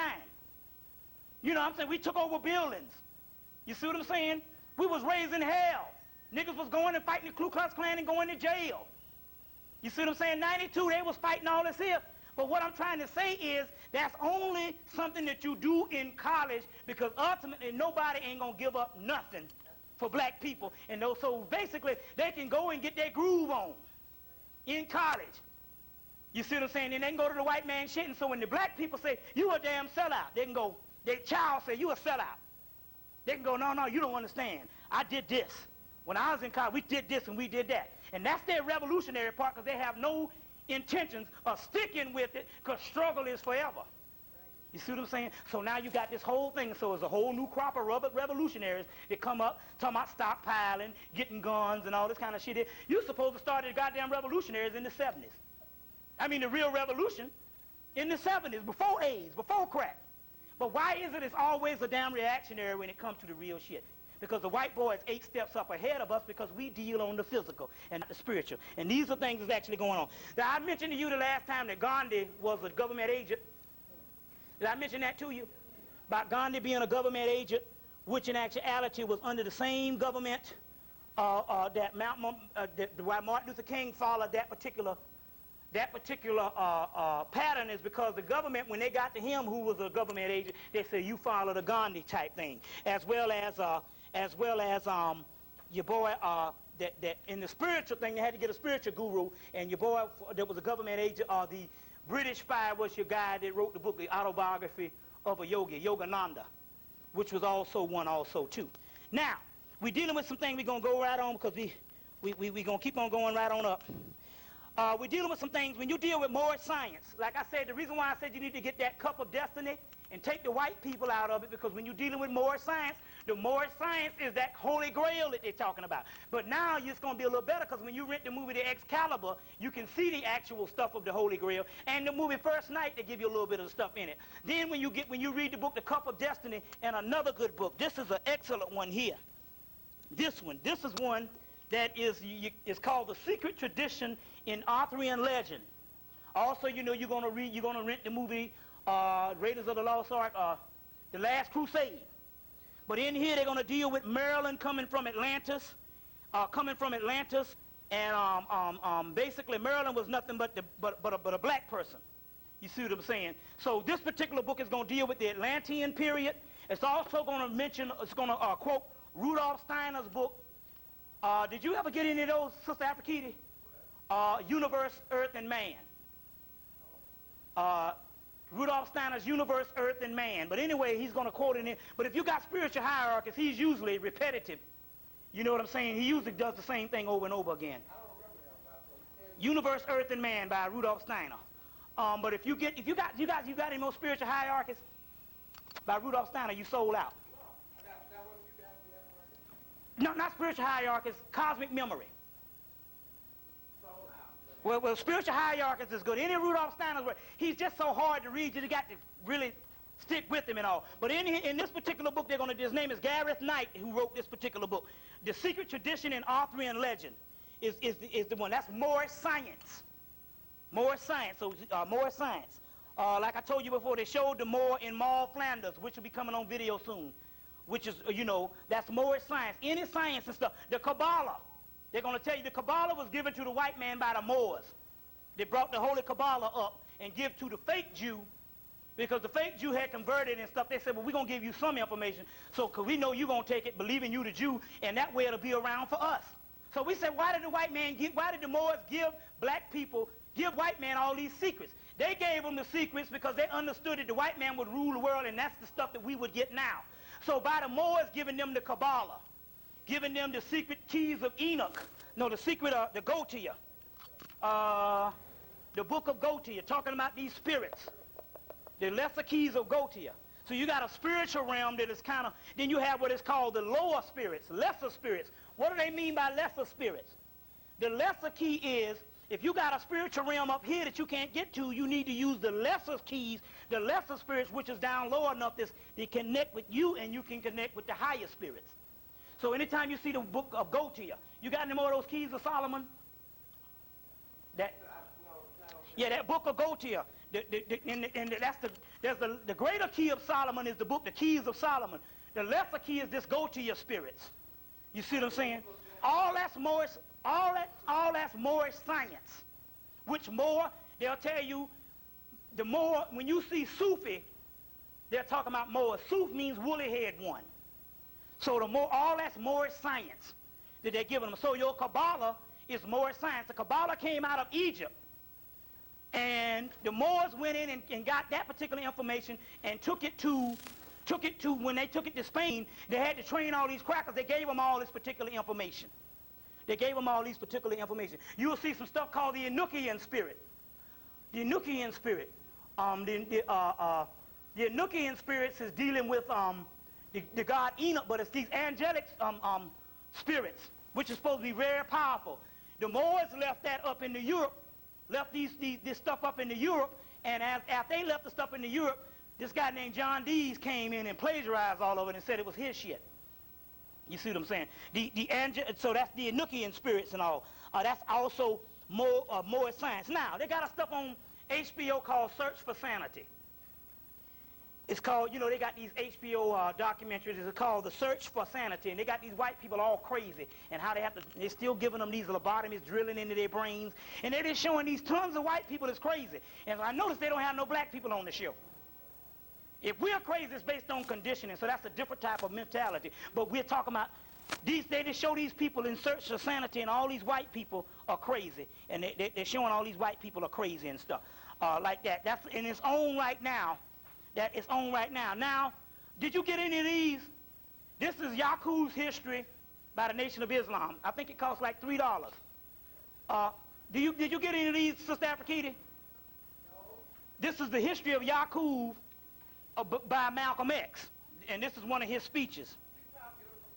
Yeah, you can get them all, yeah, like that, you know, also too. But I think you'll find some distributors and stuff, so that's one you might want to read also too. Also, now they're talking about evolution from apes and stuff. They got a lot of stuff coming on about evolution from apes and the hominid. But remember now, don't get in, that's their history. When they first made, that's why you have to go and see. Oh, okay, Malcolm's? Okay, you got on audio. Okay, cool. Now they're going to come in, they're going to give you evolution of apes. They're talking a lot about that now. And they're showing all these Piltdown man, Nubian, what they call it, Grimaldi, and all this kind of stuff. That is not our history. Remember now, if you get Mary Shelley's Frankenstein, remember when they first made Frankenstein, he couldn't talk, or he had to evolve into the person that he became at the end of the movie. You understand what I'm saying? Well, they just gave you one little part on how he evolved in a matter of months. You see what I'm saying? To a year, but in actuality, it took them years to evolve to the person that they are now. You see what I'm coming from? It took them years to evolve to the person that they are now. You see what I'm saying? And basically, so and you know, basically they borrow the temporary intelligence and stuff. But in actuality, they are vampires. Now there's some stuff on I got an out-of-print book, and there's some stuff on vampirism. Now, what is a real vampire? This is what a real vampire is. Your magical fluid is an elixir of Awas. Now, what does they mean by that? Your magical fluid is an elixir of Awas. Awas is another name for the Christ, another name for Heru, and another name for the ancient black god, Melchizedek. So, if your magical fluid is indeed an elixir of Awas, anytime you hear the word elixir, they're talking about alchemy, so that means your magical fluid is melanin, right? Okay, now listen. For this, you must be one. But for this reason, you must watch out for vampires. They will try to take this sacred substance from you. Now, this is bearing witness to what we're talking about now with the concentration camps. Because I predicted, and it even got past me. I predicted in November of '94, on my Mothership 3, that the concentration camps was going to be mass melanin extraction experiments. You see what I'm saying? And it's funny, a sister saw it, but you got to realize we got to start learning how to interpret channels better. A sister saw bodies stacked up, and she saw people in concentration camps in '94. But she saw it physically on top out here in the public. And it threw people off, so because we didn't see it, we thought it would be something in the future. But a lot of times when you get channels, a lot of times they are going on now. You just got to interpret them. You see. But I said there's going to be mass melanin extractions. And 6 months later, they came out with the melatonin pills in '94. You see what I'm saying? They came out with the melatonin pills in '94. Now listen. They say they will try to take this substance from you. This is why you must use your will to attract those of high vibrations. You see what I'm saying? Now, and one thing that means also that you can't be fucking around with crackers. You see what I'm saying? Although you got dead black people, there are of a higher vibration than white people. You see what I'm saying? So one level, you can't be fucking around with this beast, because these beasts can take your melanin by your energy, especially, like I say, through sex. You see what I'm saying? They will come to you because Awas, they say they will come to you because Awas is your master, which is a form of the Christ. You see what I'm saying? So what it means is here is these are vampires. So the real vampire will take your melanin through temporary. They take your melanin, first of all, they take your energy when they touch you. That's why you see some white people, when they get to know you, because they want to touch all over you. And you know, and I know a lot of people, when they first got dreads, you see a lot of dreads now, but white people will come up and want to touch your goddamn dreads. Or they'll come up and want to touch your hair. That's because they're taking your energy from you. They're vampires. So they can take that kind of energy by touching you. You see what I'm saying? By touching you. Another way is the ones that know. The other ones, when they get around your energy, it turns into racism. They reject against you because, you know, two damn objects might not attract each other. You know, you got different metals that polarize from each other. You know what I'm saying? So, but the ones that know, they come and try to take your energy. That's one way. Another way is through sex. Another way is basically getting so bad now that they just got to basically snatch you, take your whole body and take the parts out and make substitute. And that's the reason why they had to crush the mummies up, and they've always been eating us. You see what I'm saying? They've always been eating us for years. It's because they are the vampires. You see what I'm saying? And that's what they're talking about here. You see, vampire does what? Tries to suck your blood. What is blood? Blood, the liquid blood is only that the liquid blood is only a fraction of what's in you, is the melanin is throughout your whole blood system. You see what I'm saying? So this is what vampires really is. You see what I'm saying? So this whole thing that's going on now is in actuality, now it's funny. You see how the spirit is? It's funny because I'm always observing things. We said that they came out with the melatonin pills in '94. In the summer of '94, the same year that the melatonin pills came out, the metaphysical books stores started getting in at least 10 or 10 or 20 books that's been released within the last 3 years on vampires. They got all kinds of books on vampirism. Vampire this, vampire that. And these are not like story books or stuff like that. These are metaphysical books talking about vampires. But we know that the other one, and then, you know, then in what 94, the fall of '94, the movie Interview with a Vampire comes out. You see what I'm saying? This year you had the movie From Dusk to Dawn came out. You see, they are the vampires and they're trying to suck the blood of us. And remember now, and it's interesting. Now in the movie Interview with a Vampire, they said that the best blood is that of a Creole woman. When they came on damn HBO, they cut that out. So he even cut shit on HBO. You see. They cut it when they said, he said, oh, but the best blood is that of a Creole, which basically they couldn't say black, so they said Creole, which is still a black person. To show you the best, they talk about melanin. And they are the damn vampires. And that's the key. What the whole thing now is basically vampires against real people. And that's the whole shit that's going down now with the concentration camps. Check. Okay. So also, I want to say this because some brother, get on top of this, because some brother jumped up in Philadelphia and told me, well, brother, didn't we sell people into slavery in Egypt? Sell people into slavery? No, didn't the Africans sell us into slavery here in America?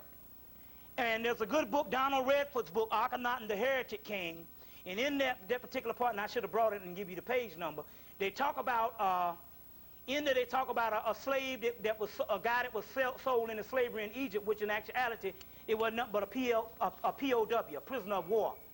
And that prisoner of war was able to go and do his little bit of duties with about a year or so, do his duties for the person that he was serving, as far as, you know, stuff around the house or, you know, whatever. And then after he got through, the guy gave him his daughter to marry and gave him his whole inheritance.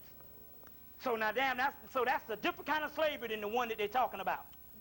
You see, that's dealing with, I mean, we also know that our people had no way of knowing that this was going to happen to us, otherwise they wouldn't have dared done it. They was thinking on a POW, prisoner of war, and they didn't understand the concepts of slavery on what the white man was going to do to us.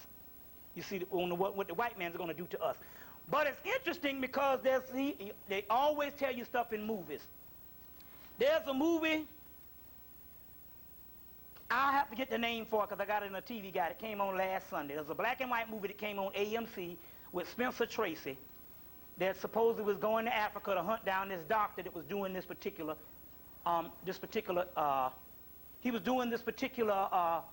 studies of the people in Africa. It's a real derogatory thing about how Africans have never had knowledge or whatever. It's the darkest place. So when they say dark Africa, the dark continent, they're not talking about black people. They're saying dark people, dark continent, they're saying because it's supposed to be the most ignorant place in history, savage, dark as far as no knowledge, which we know that they're changing shit around. So when they say that, we know that they're talking, that's when they say dark continent, they say dark continent now. You'll see them talking about the dark continent. You just think they're talking about black people. No, they were talking about ignorant, which we weren't ignorant. They were just, you know, that's the way that they say things. But in the movie, this is the late 1800s now, they show Arab slavers still got people into slavery. You see? And it documents that this slavery, if it went on in the late 1800s, it went on up until now. So now you got the hell with the Nation of Islam if they don't know that they got damn slavery in Sudan, Mauritania, you understand what I'm saying? And throughout Arab countries, including goddamn Arabia. They got physical slavery going on, not since 1980 like some of them, going on now. Because they can't doggone distinguish Islam. You're going to sit up here and talk junk. These doggone places do have slavery going on. You see what I'm saying? But a lot of stuff is documented in that particular movie, as well as the movie I also told you that was documented. You need to get the movie Quickly Down Under that documents the massacre and the Holocaust of black people, of black people in Australia. You see, so black people in Australia. So anyway, when you read about Jacob in the Bible, Jacob comes from the word Jack, or Kak, which means the black one, Kakshidi, Jacob, which means the black body. So when they say Jacob sold into Egypt by his brothers, it's not talking about Egypt of 2,000 years ago or 3,000 years ago, because slavery never happened in Egypt. So when they say Jacob sold into Egypt by his brothers, they're talking about now when the Africans sold the black man into America, you see. So now A&E and these particular ones on cable is now coming in. They're still trying to historicalize biblical prophecies, and none of that shit ever happened. You see what I'm saying? Bear with me, because we get ready to go into the God is the devil in a few minutes, and also too. So when they do that too, we need to cut on the light so I can read a little bit too. Also too. Huh? Yeah. Oh yeah. I will. I just say, you know, we'll just work from back and forth and stuff. Madness to this day. You see, that really messed us on up. So basically it's under the same system, but they used it to do with Gandhi. He was under the same doggone system that they used with Gandhi. It was under the same system that they used with Martin Luther King also too. Yeah, they used with him too. So Martin Luther King was one. As a matter of fact, he knew all the whole time what he was doing because he was a Negro Boule. You see what I'm saying? He was a Negro Boule and all. You see what I'm saying? So he knew what's going on. And you know the same damn thing that went on with the Jews in Germany, where you had the Jews that were, they had Jews,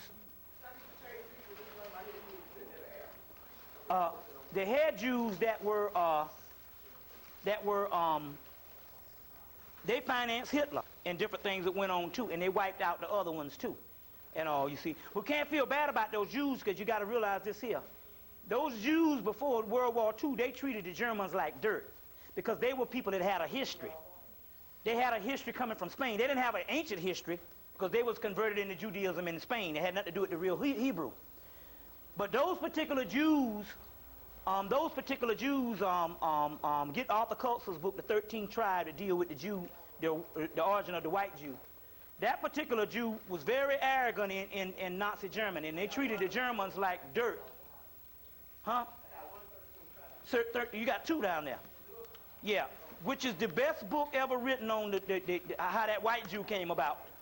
But they were very arrogant. They treated what's called like peasants, the Germans like peasants. So when the Germans came, got back their power and stuff, it was easy for them to kill them off and stuff, because they remember them was the same Arab crackers. It's the same thing now It's the same thing now. If you ever get something, you wouldn't take nothing light on no damn Korean, or none of them old Hockmead mugs that's in the 7-Eleven, because they treat our people like dogs. You see what I'm saying? They treat our people like dogs and stuff like that, and also too. So, that's what happened on that particular thing, you know. So, yeah, okay. I'm on already. Yeah, okay. So, let's see. Let me give you some water.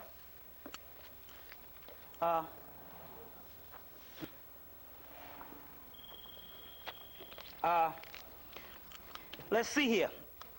Let me explain this to you on what went on. Let me see a few other things first. Let me get some books out to understand some stuff. Let me revamp some of this. Get some other books out. And yeah, somebody got it, but the part in there, they got the advertisement, but the author in there is not no, the author is the person, but they didn't put the author in the paper. They didn't show the full ad. They didn't show the full ad and stuff. And all. Let me explain this to you, what's going down.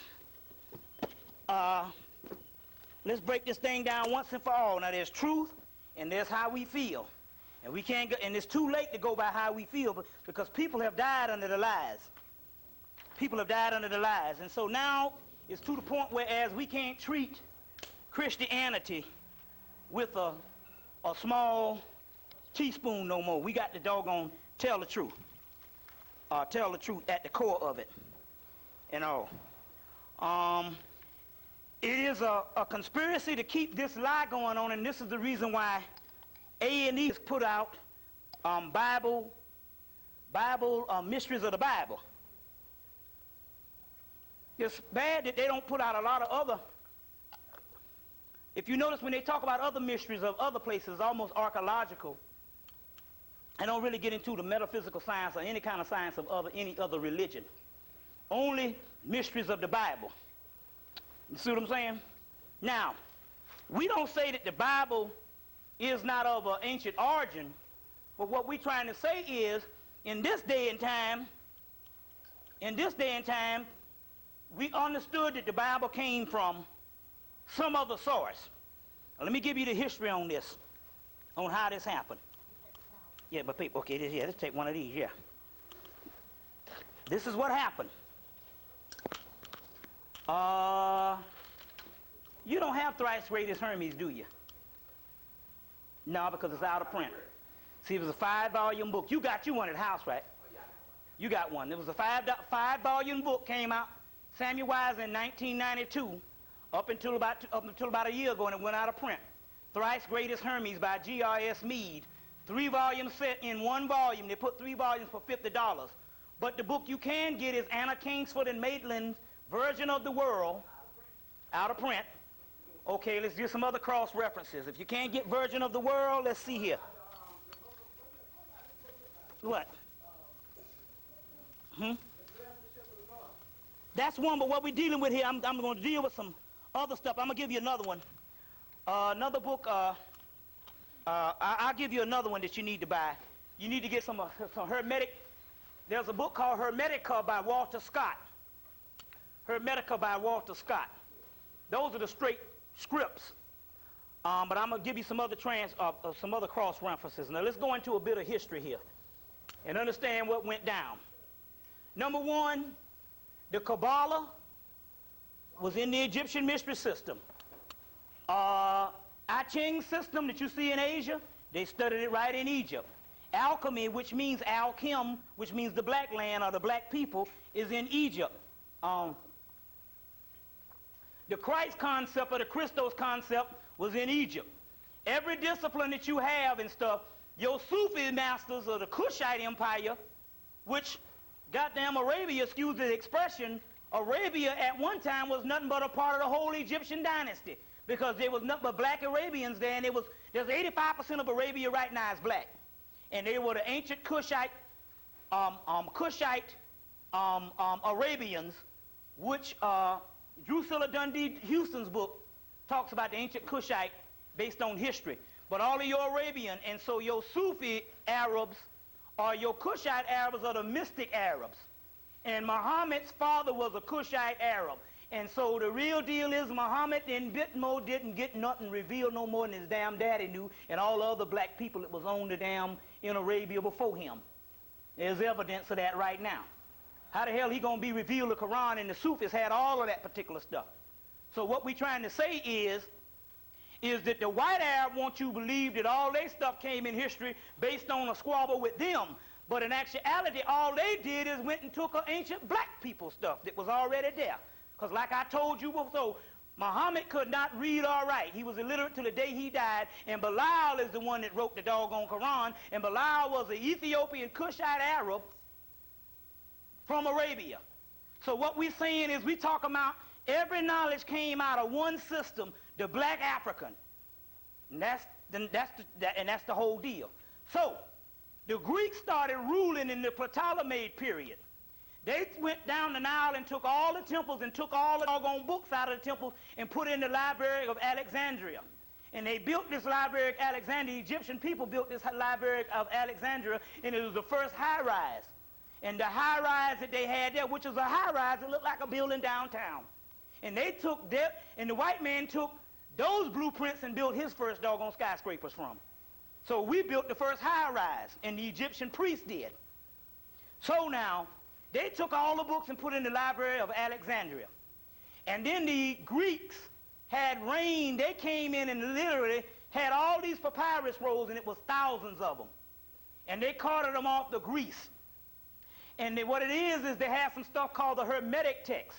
And the Hermetic text is the mystery of alchemy and the metaphysical workings of becoming Christ, Christ, which is Greek Christos, anointed one, because the original Greeks were black also too.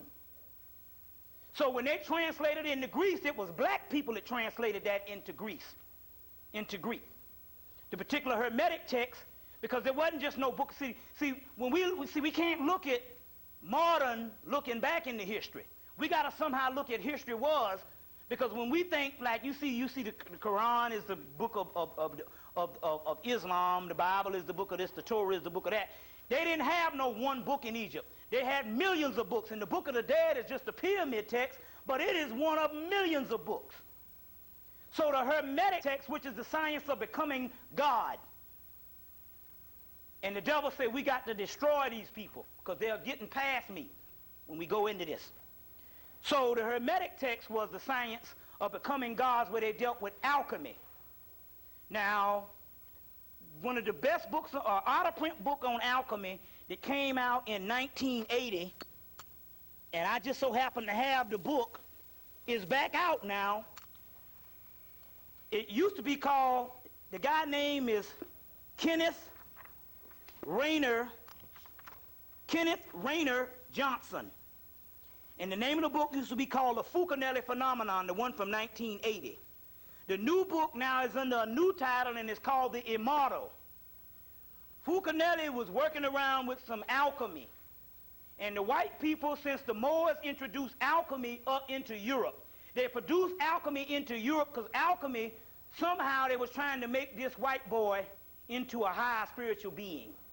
They was trying to give him a soul, or trying to raise what spirit he did have. They couldn't give him a soul, so they tried to raise what spirit he does have. There's a spirit, there's a difference between a spirit and a doggone soul. Now in Spain, they gave them all this particular alchemical studies and stuff. And you had the guy Alberto Magnus and all these particular people in alchemy that were studying this. So when you go see Mary Shelley's Frankenstein, that's what they was dealing with alchemy. When they are dealing with alchemy, and alchemy is what they did on the original Yaqub thing. So now, the key is Yaqub was in the junior high school, and he could only make the body and put life into it, but he couldn't make a soul. It's a difference between spirit and a soul. Animals have spirits. You see what I'm saying? But the soul that we're talking about, the soul of God, comes from the original God plane, or the Godhead. So Fulcanelli was a cracker that broke some of these particular secrets in the 70s on alchemy in the star system Sirius, using the Quran and using using the Bible, the Quran, and ancient Egyptian mysteries. And he also studied Aleister Crowley, and he broke a certain amount of secrets. So what happened was the government, the CIA and the government of America got after him because they wanted to get these mysteries. This was before they really started making melatonin. And so he disappeared, and they never saw him again. But anyway, the guy Kenneth Rayner Johnson wrote the book The Fulcanelli Phenomenon in 1980, and he somehow received some of Fulcanelli's papers, if not all of them. So the book is called The Immortal now, and it's in print again. It's not so by the guy Kenneth Rayner Johnson is the name of the book, and it's a book on alchemy, and it's dealing with those particular disciplines. So the Hermetic text went to Greek. At the same time, the Egyptian priests said, hey, the world is becoming a place where they don't have priesthoods anymore. So what we have to do is we got to break these scriptures, or we got to break this stuff that we had in the mystery system down enough that it can be plain and simple, that you don't have to be in no mystery school. You can just read the text, and if you got a good teacher, you can learn this stuff. So out of the Library of Alexandria, a group of Egyptians also along the Nile Valley called the Coptic race, or they spoke Coptic, and these group of preachers, let's say each priest took a part of Egypt, a part of Arabia, part of Mesopotamia, a part of different places, and they went to certain parts. So each priest, they had 80,000 priests that came out of the temple of Karnak alone. So each priest went to a certain part of the whole Mediterranean. And they started breaking this particular stuff down, and they call it Gnosticism, which means gnosis. And gnosis means knowing or knowledge. And they started breaking the stuff down that it took 40 years for the priests to get. They started breaking this stuff down simplistic. Not because they also wanted to teach the people that was living back then, but they know they had to break it down simplistically so we could get it now. Because they were prophesizing us sitting in this room right now and any other doggone meeting that you ever went to in knowledge since you've been in the knowledge. If this is your first time, welcome to the mystery school. They foresaw all of this because they prophesied into the future. You know they could because they can accurately tell you things that went down in the apocalypse, which came from Persia, the Persians got it from Egypt because the real writer of the book of Revelation is Maya. Now, hell, you can look in that book of the dead and they say, King of Kings, Lord of Lords, hey, Ruth. Right in there. You see what I'm saying? But so now, they could foresee things now, so they wrote it actually for us now. Now, it was called Gnosticism. So the Greeks got some of these Gnostic texts. And the Greeks later on were conquered by Rome. Rome came in and burnt down the damn Library of Alexandria because the Romans wasn't good for one thing, killing people. That was their biggest thing, killing people, you see. But they had inherited all of the papyruses the Greeks had smuggled out of Egypt. And these Gnostic papyruses are Gnosticism. Now, what happened was this. The Jews who had gotten their stuff from Akhenaten and was studying the Kabbalah was running stuff in that area. And the only thing the Romans was doing was persecuting these black people. But the Romans said, well, hell, we got a little bull jive, Romulus and Remus, of us being suckered with wolves, and it ain't working. We need to get some of their stuff and make it ours. They say, but wait a minute, we already got some of their stuff. The Greeks had smuggled some of their stuff out of Egypt because the Egyptians, the Jews, and all of them was one race of people. You see what I'm saying? They said, we got some of this. We got a whole library of these Gnostic texts that was translated into Greece from Egypt. And in there they say the Messiah that they got was a Greek Messiah called Jesus, where you get the word J for Jupiter and Zeus, father of the god, Jesus, or Jesus, same as what you call it, which is Jesus, which was around before, which is Jehu or Heru in Egypt, where you get the word Jerusalem. So they said, we got some of this particular stuff, and this is what we need to do. They got all of this material. They had the Gnostic people that was there at the particular time that was living there, which is these Gnostic priests, knew that these particular, what they were getting ready to do. So the Romans took this particular information. They say, hey, the Christ that they're talking about is in all cultures, and this is a Christ that is supposed to come. It's supposed to be a race of black people at the end times, which is us. But what we need to do is we need to take these scripts and we need to make everything historicalized. So what they did is all the Jesus stuff that was mystical and metaphysical, they literally came in and went into the scriptures and made it history.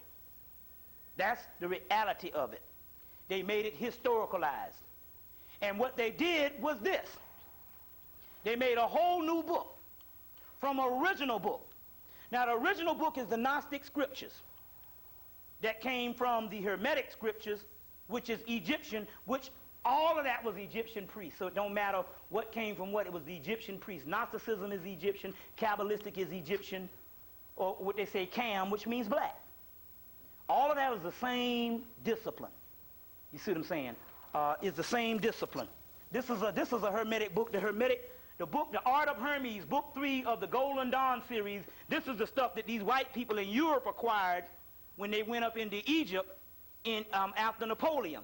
They say that Hermeticism tradition focused upon what Western occultism of the past 5 centuries is based on. The Hermetic magic of Hermes Trismegistus, which is the god Tahuti. Hermes is the Greek word for Tahuti, which is god of wisdom. In the past 5 centuries, they're saying that all European shit is based on this. This is what the cracker said right here. Let's read it again. The Hermetic tradition is the art of Hermes focused upon what Western occultism for the past 5 centuries is based upon. The Hermetic magic of Hermes Trismegistus was the god of wisdom, is the Greco-Egyptian philosophers during the early centuries of Christianity. He links with alchemy, medicine, magic, and all mysteries. All secret schools and orders in the West that claim occult tradition such as Freemasonry are loosely linked to Hermes. This volume contributes to the writer's accomplishment of the ceremonial magic treatise of the course of Hermetic tradition of ancient Egypt. The Greek philosophy, the Greek mystery religion, Gnosticism, Neoplatonism, and Kabbalah, down to the modern age, comes from Hermetics. This is one called the Golden Dawn Journal, Book 3, Art of Hermes. You see, there's the Art of Hermes, which is Tahuti, god of wisdom. Thoth, or Tahuti. Now, the key is this, and the name of and this book is edited by, they got one on the Kabbalah, or this Golden Dawn series, is by Chic, S-H-I-C-C-I-C-E-R-O, what's that, Chic Curcio, or whatever the hell that is, and Sandra Tabitha, C-I-C-E-R-O, you know, hell with that. Golden Dawn, occult philosophy. So now, from that became this Gnosticism. Now, let me show you the scope. You ever see a movie where a person got an invention? Other person steal his shit and claim it for his own. Change the shit around so he can manipulate the people. You see, the stuff is meant to elevate humanity. They change the stuff around so that they can make the humanity be slaves by worshiping. Then, in order to keep the stuff afloat, these people that stole your invention, they kill you. The Gnosticism group of people, after the Romans came in and took all the Gnostic scripts and wrote the first 4 Gospels. Just so happened today, we are lucky people today, because I'm going to tell you why in a few minutes. So you're saying, well, that's a long time ago. How can we ever get to the real shit? They wrote the first 4 Gospels and historicalized the Gnosticism, which was totally opposite. One was meant to raise you up, this one is, and the other one is meant for you to damn be moralistic and feel guilty for being born. And so they historicalized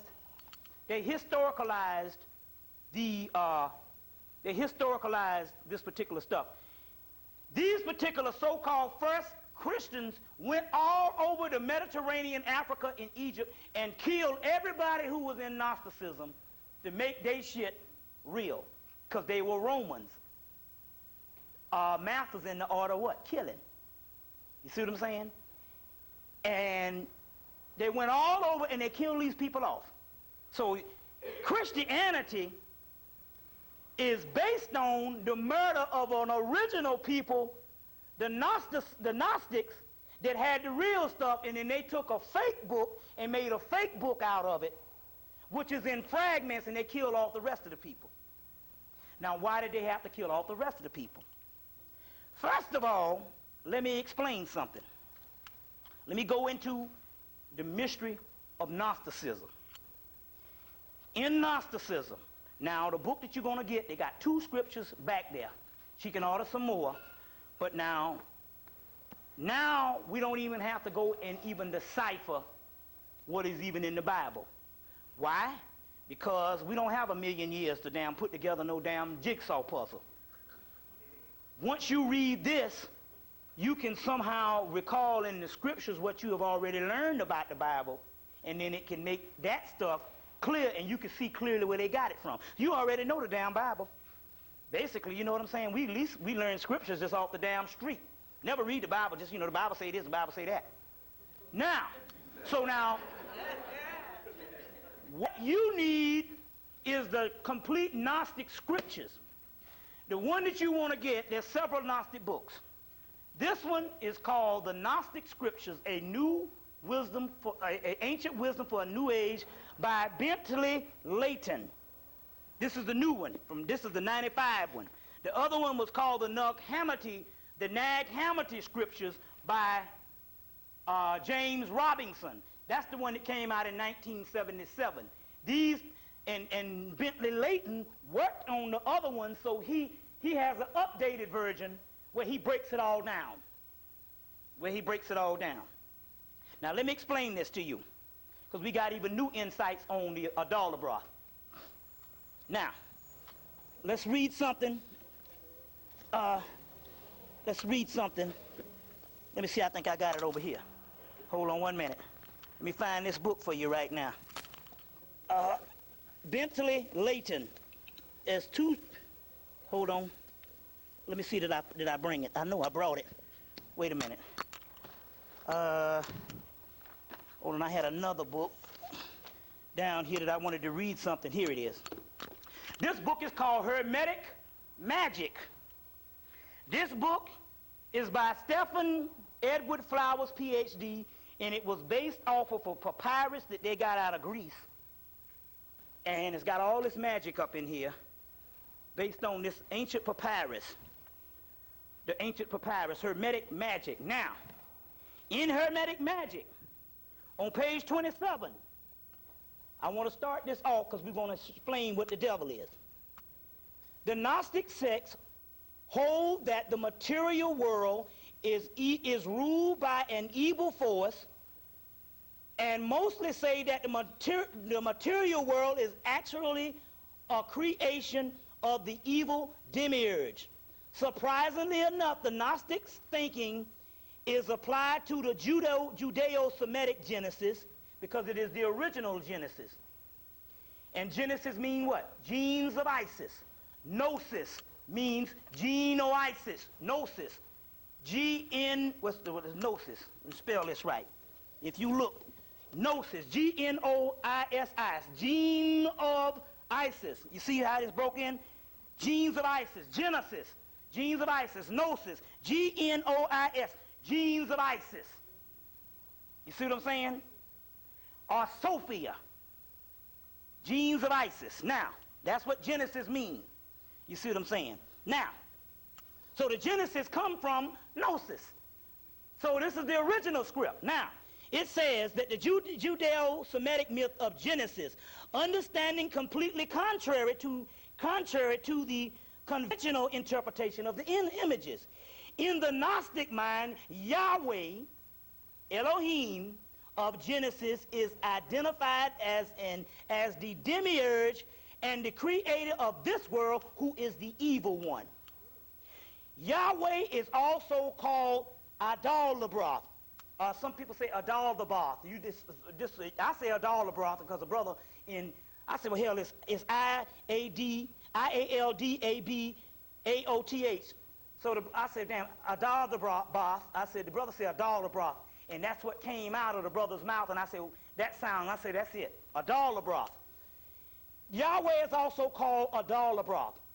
Many Gnostic sects says the created world and the natural parts of humanity, this is what it says. Adal-Labath created the world and natural parts of humanity, but tried to keep humankind in slavery and darkness from the transcendent light. You see what I'm saying? Slavery of and they say the savior of humanity is the serpent, who is the bringer of light beyond the cosmos. So that's what you get, the serpent in the tree of light. Now, I just wanted to give you that because, see, what happened is this. This particular Adal-Labath, I'm getting ahead of myself, but I'm going to bring this thing back.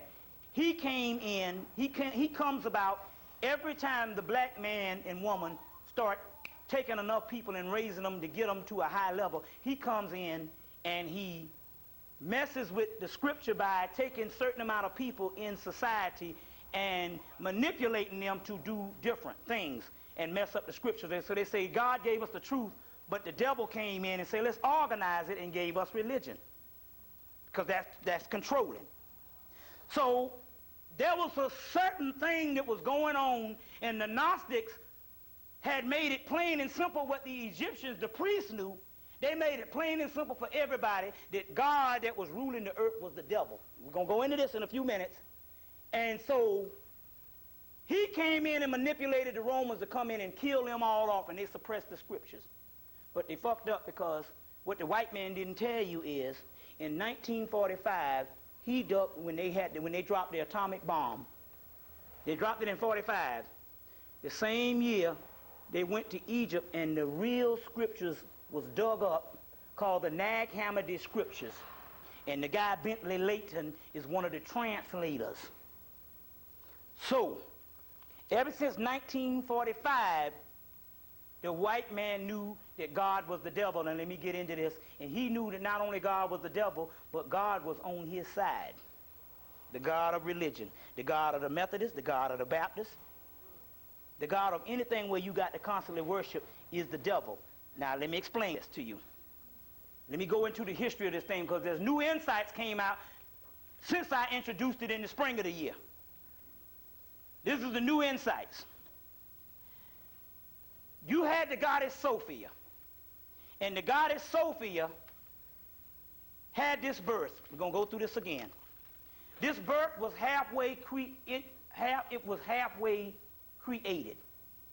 You had a whole heavenly realm called Sirius, the star system Sirius and all of that. Then the goddess Sophia had this child.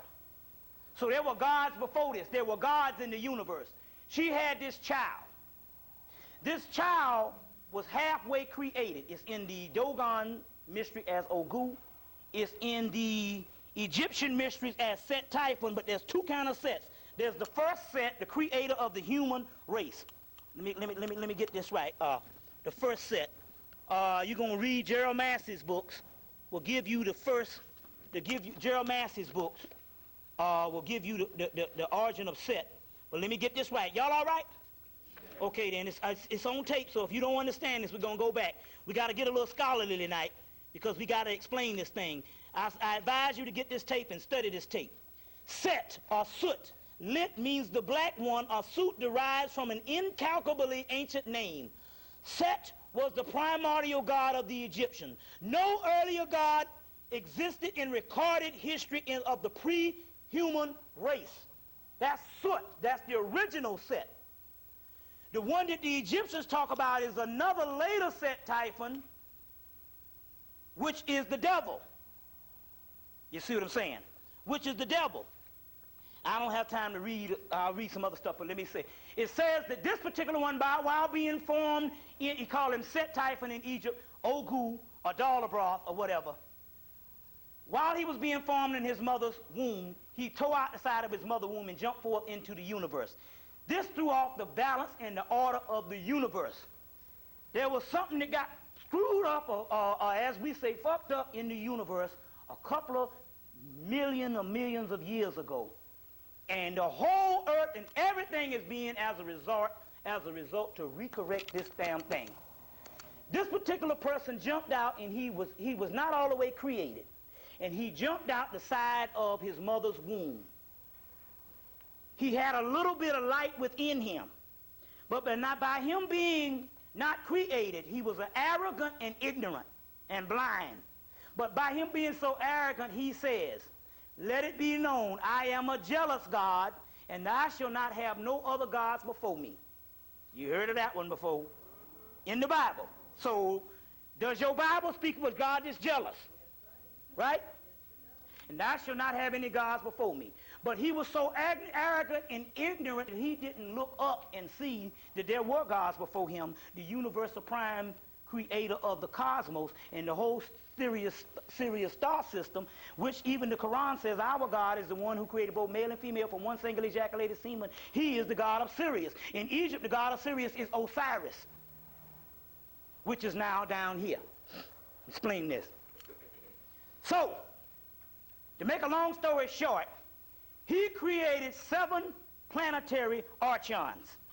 That's why when you look into Kabbalah, and I want to get the right one, this is interesting.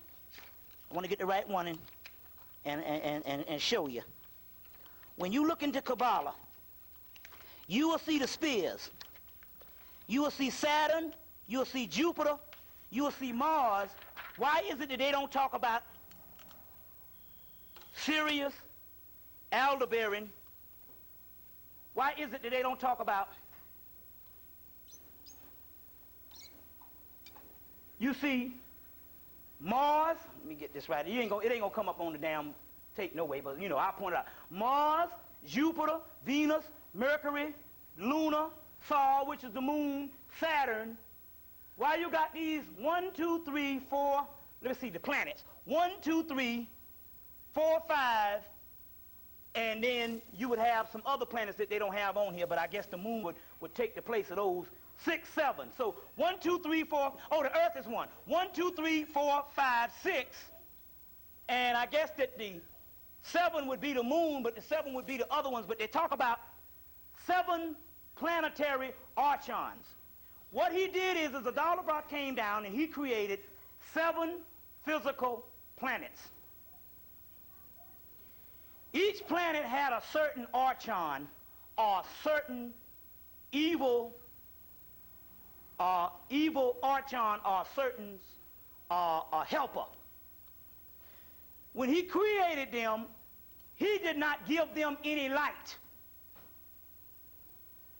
So therefore, he could rule over these particular planets. The first planet was Saturn, and on down like this. We talk about the fall, but we got to connect this thing. He didn't give them no light. Sophia said, man, he created all of them, and he created the earth, which was the final one. Sophia says, I got to recorrect this mess because this person is creating a whole universe. And the universe that he basically created is the one in our solar system.